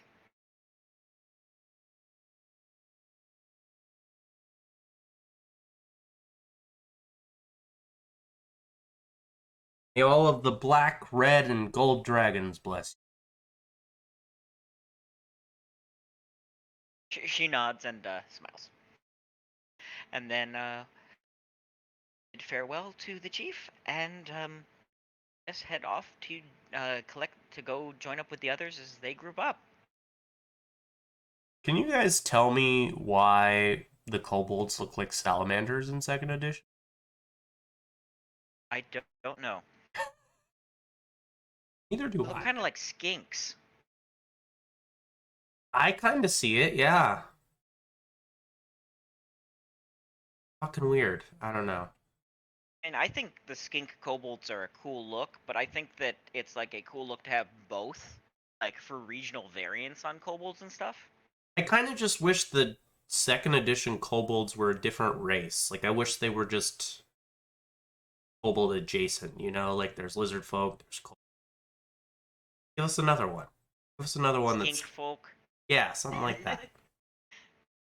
Yeah. Skinks would be an interesting addition to Pathfinder, that's for sure. Or make Gila monster people.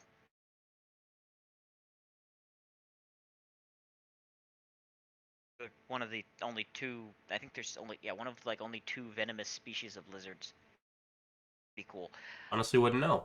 I don't know. I just wish there was more. I could see that it. If you haven't seen it, you should go check it out. The second edition kobolds. They look weird because they're kobolds, because they're being called kobolds. I would not look at those and see kobolds unless Pezo said these are kobolds, because they don't look anything like the kobolds. They look like kobolds in the same way that hobgoblins look like goblins. In Pathfinder specifically, because I know if we start talking about other settings, they actually look pretty similar. An interesting thing to note, in case anyone doesn't know this, is that kobolds generally don't live long, but they actually do grow up really quickly. Yeah, kobolds and goblins are similar in that regard.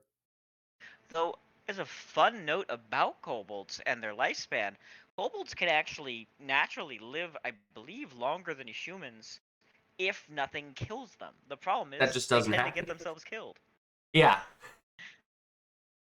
It is interesting to note that, like, while those, the aspect of, like, short lives and breeding quickly are something, like, that are common between kobolds and goblins, no one actually knows how long a goblin can live, because one's never lived to die of old age. Just never happened.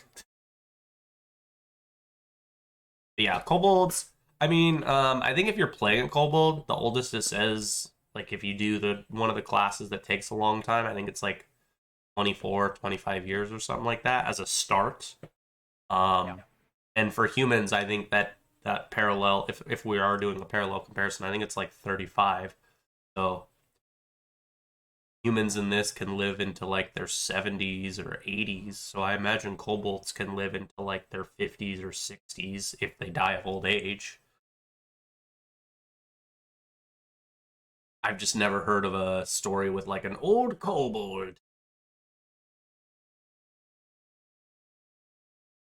I remember when it was called the Soot Scale Tribe. Okay. I was wrong. What?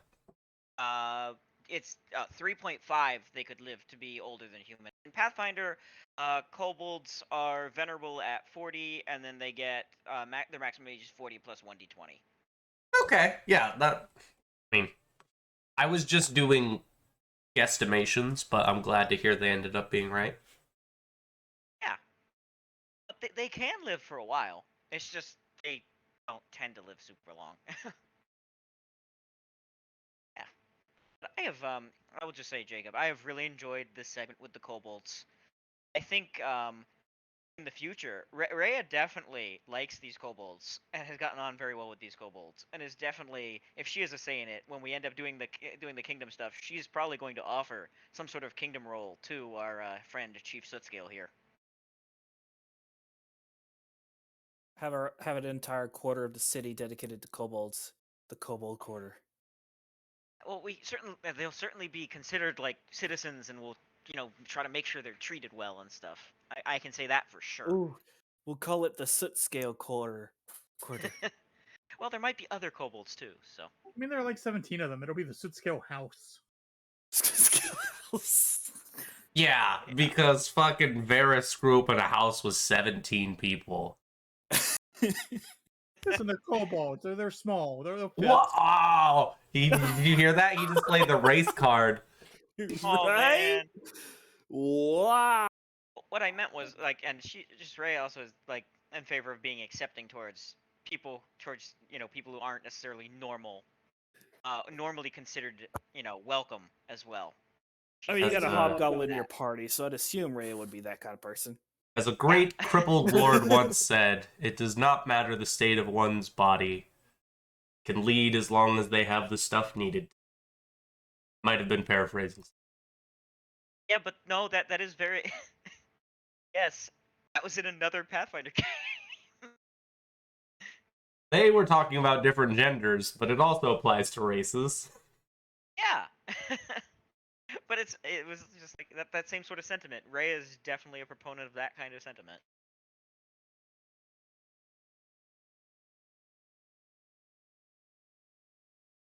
So we No are. matter how big you are, just how big your club is. So guys, this is one that Ray would note to the rest of the group is that. So I think we want to make our way back up north towards Oleg's trading post for a couple of reasons. First, we did find Svetlana's ring. I'm pretty sure she'll be happy to get that back. Oleg's trading post is where we have been operating out of. It's sort of been our base moment. Also because we're rather low on food, and probably want to get back there for that, and because we had made a deal with hold on, I'm pulling up a notes real quick because I'm bad at this. Okay, we had made a deal with Tezzy and Tavnu. That if we helped the other kobolds, we would be able to take a basket full of the radishes from the moon radish patch back to Svetlana, and she had agreed to pay us some money for moon radishes. So there's a couple of things that we can accomplish by just heading back up north, and we can get ourselves some more supplies, and then head back out. And Varys, we've currently been working to deal with a bunch of bandits, and there's probably some rewards in it for that, so if you want to stick with us, you're more than welcome to.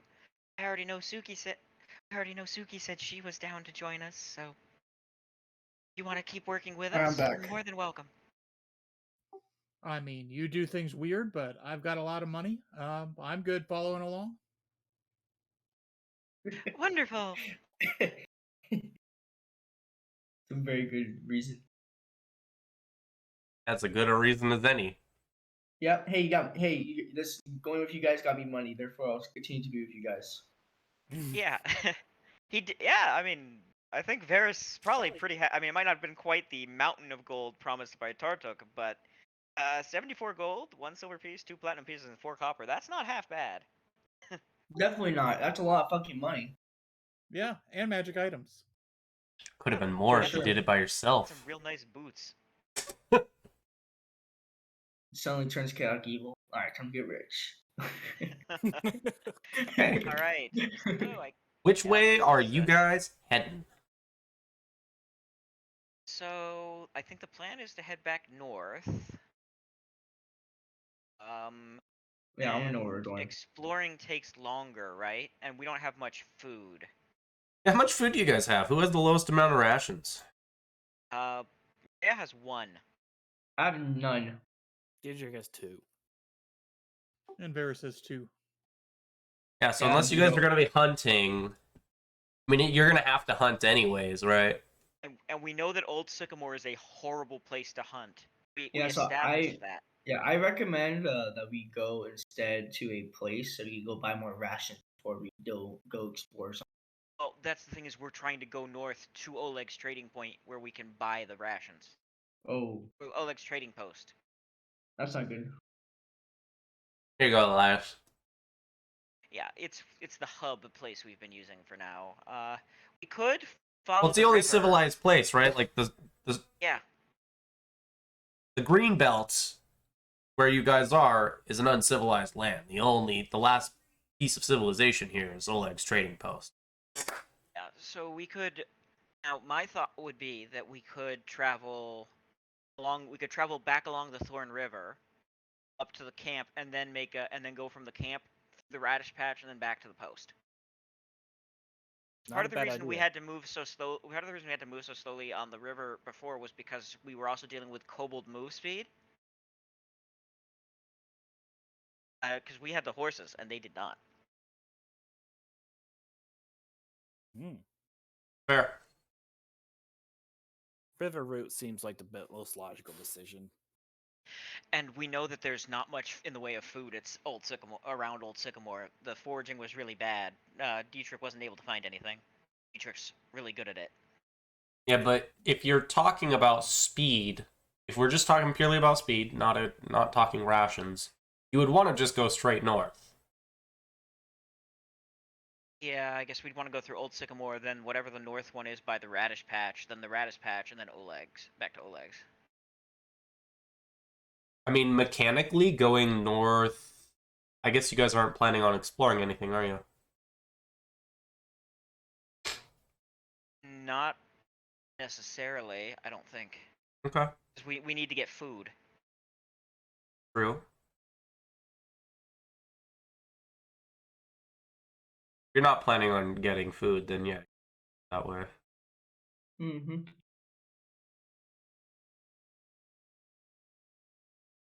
We'll have to move through someplace we've never been to before if we want to. And isn't the Old Sycamore also a terrain that takes longer to traverse? Because it's hills? Yeah, it's hills. But I Whereas think... the other way... I think the mountain... I think the river portion is all... Yeah. Okay, then I guess we could go back through Old Sycamore, and through the unknown area, then the Radish Patch, and then to the trading post. I mean, really, if you're trying to be efficient, you would go through the place where the spider nest was, because it's easier to go through plains than it is forest, I'm pretty... Right, but that keeps us from having to But the Radish Patch is on our way, and that's a resource that we can then bring back to get the reward for Lana at Oleg's, Okay. rather than having to make another trip. And we know the radishes don't last very long before they start to go bad. There.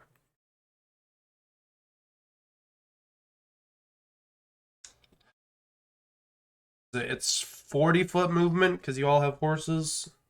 Yeah. Yep. Okay. Yeah, I mean, how late are you guys going to stay up? Your schedule's kind of messed up. I don't know if you're going to try and rebalance it, or you're going to wait till you get to Oleg's to do that. Guess we would try to rebalance it. Yeah. I mean, if that's the case, I would really just travel one hex today, like get to the old Sycamore hex. Yeah. That works. That'll take 6 hours to get to that hex. Fair enough. Mm-hmm. Okay. And then you can camp for the night. Yep. But there's one person here who doesn't have rations, so one of the people with 2 rations will have to share. Yeah, Suki needs sustenance. Who's gonna do it? I need to gorge my face out. Dietrich will go ahead and offer up his. Much thanks. No point in letting someone else starve. Cool. Rhea would if she had any to offer. She's at 0 now. Fair.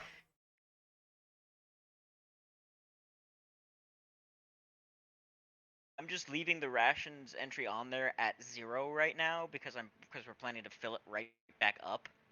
Yeah. Wish while I was rushing to make my sheet, I would have remembered to buy some rations. makes some sense. You were captured by mites. Mm-hmm.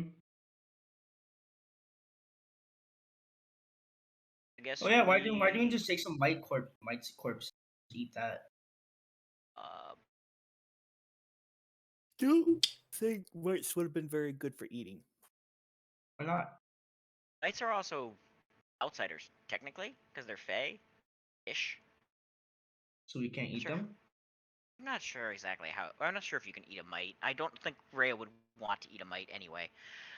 Hey, food is food. So do we need to do watches?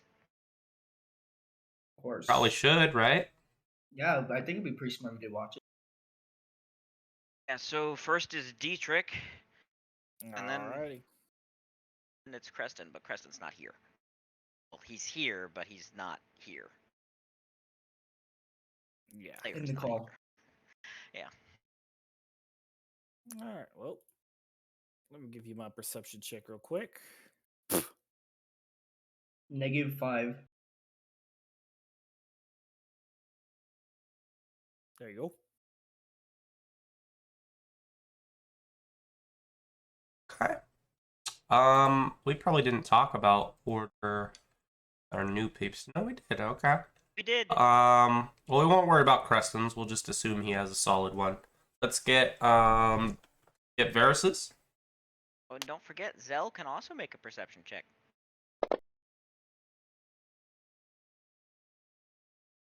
If anything, I should take the morning shift since I'm a human.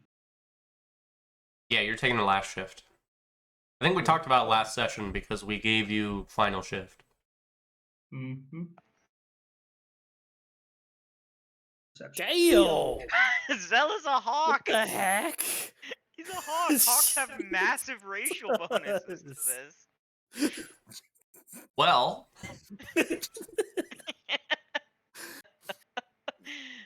I guess this puts true meaning to the phrase "eyes of a hawk," huh? Yeah, baby. Oh fuck, didn't count. What the fuck? Rhea? Oh yes, I'm sorry.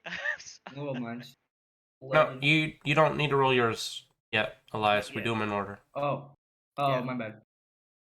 There's Rhea, and then Nessia is going to do hers as well.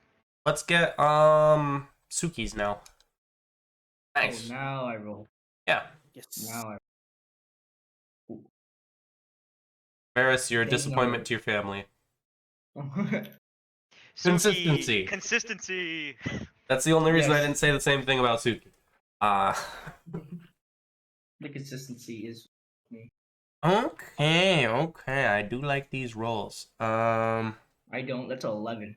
Anything I can beat love Zell's roll. He's 24. that. It'll be good no matter what he rolls. You can roll 1 and still be good. Let's. You guys aren't gonna like this, but I'm gonna end the session on a little bit of a cliffhanger. At I like hate cliffhangers.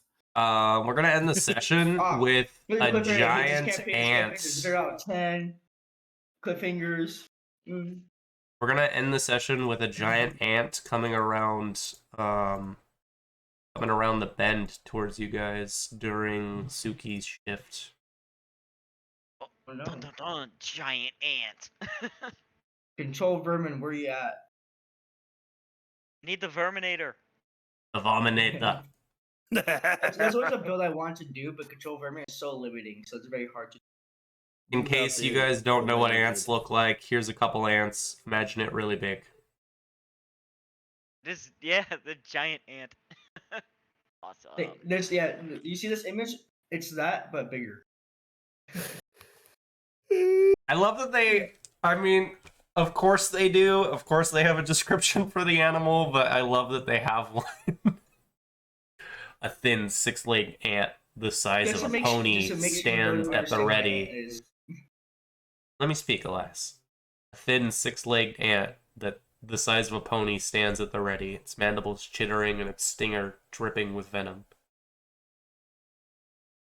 Oh Yeah, dang. just in case you don't know what ant is. That's a badass ant. Yeah. Well, that'll be interesting next session. Also, it's while Rhea is asleep. No, there will be no Nessia. Dude, there's only a 5% chance that you have daytime encounters, and there's a 15% chance you have nighttime encounters, and I still rolled a fucking 2 for your nighttime encounter.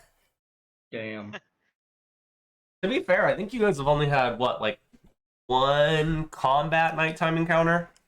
Hit the mites. I think that was it. You've had a few other things happen, like the stray dog. Yeah. Oh, I also thought that the dream sequence with Dietrich was pretty cool. Great way to introduce my companion. I liked it. Or what if I'm just fucking with you? I'm not. Then I would say, what the fuck? Or am I? I don't know. I can't make my mind up. We'll have to find I out. was just trying to say, Jacob, you did a great job this session, especially despite being sick and all. You did some really awesome world building and scene setting stuff. It was really cool. Great Thank session. you. I hope everybody enjoyed it. I thought today was I did have a fun. great session. It was good. I'm sorry you couldn't be here for all of it, Elias, but like I said, 100% worth going back and watching that little. And to Yeah, anyone I'll who's watch watching it. this on Twitch as well, you should definitely go check out the little bit you weren't here for. It was top tier. So Jacob, you said you got somebody recommended us or something. What do you mean? You thanked someone on Twitch for something. You said that they did something. Oh yeah, like they rated the channel. a little over an hour ago, like almost 2 at this point. Someone raided me with a party of 7, so brought like 7 people over with them to watch, and they were playing Pathfinder as well. So they came in, they were chatting. One of them was trying to give advice to one of you guys, but like, Here's what kind of Oh. advice it was. That's cool. Coolio. oh, I think they're yeah. But I think we should have a game next week. Hopefully John will be around. I'd love to see him. Yeah, I definitely will be around for that one. Sounds like Elias will I'll be make here. sure of it. I imagine Will and Steven will. And as always, I'll let you know if I can't be. As always. Appreciated. I believe Skylar will be AFK though. He's got a whole house to move. Yep. That sounds very very encumbering. I'm not jealous of you, man. I've done that fucking 24 times in my life, and it is the worst. Yeah, I've done it like 5 times in my life. It sucks. It's a lot of moving. But yeah, I look forward to playing with you all, except for Skylar next Sunday, and I would look Well, you forward to don't playing like with you. If you were Skylar? I was just saying I would look forward to playing with you on Sunday, Skylar, if you were going to be here, but you're not. So I look forward to playing with you on Thursday and Friday. To put my moving experience in perspective, I'm 23 years old, so I've moved on an average just above 1 time a year. Damn, that sucks. Jesus. Yeah. Longest I've lived in one house is 5 years.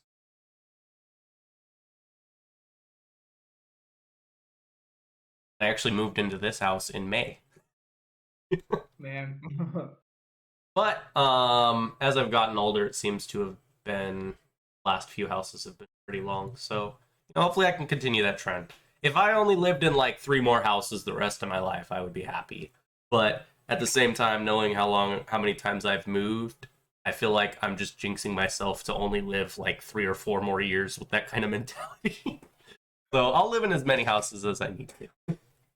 Yeah. Well, Yeah, that makes sense. mark your territory as much places as you can. Does anyone Fair need enough. me to leave this game open for them? No, I'm good. Okay. I'm Yeah, good. And- I just saved, so I'll close out.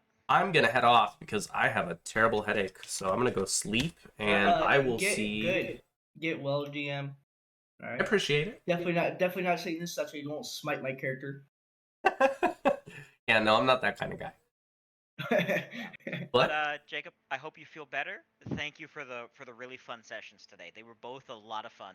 It was great to get to play these games. I have been missing them. I enjoyed Can't it. wait to be in a full session again. Next week, Yes. fingers crossed. Fingers And crossed. look forward to playing with you tomorrow, Jacob. Later, chat. Have a good night.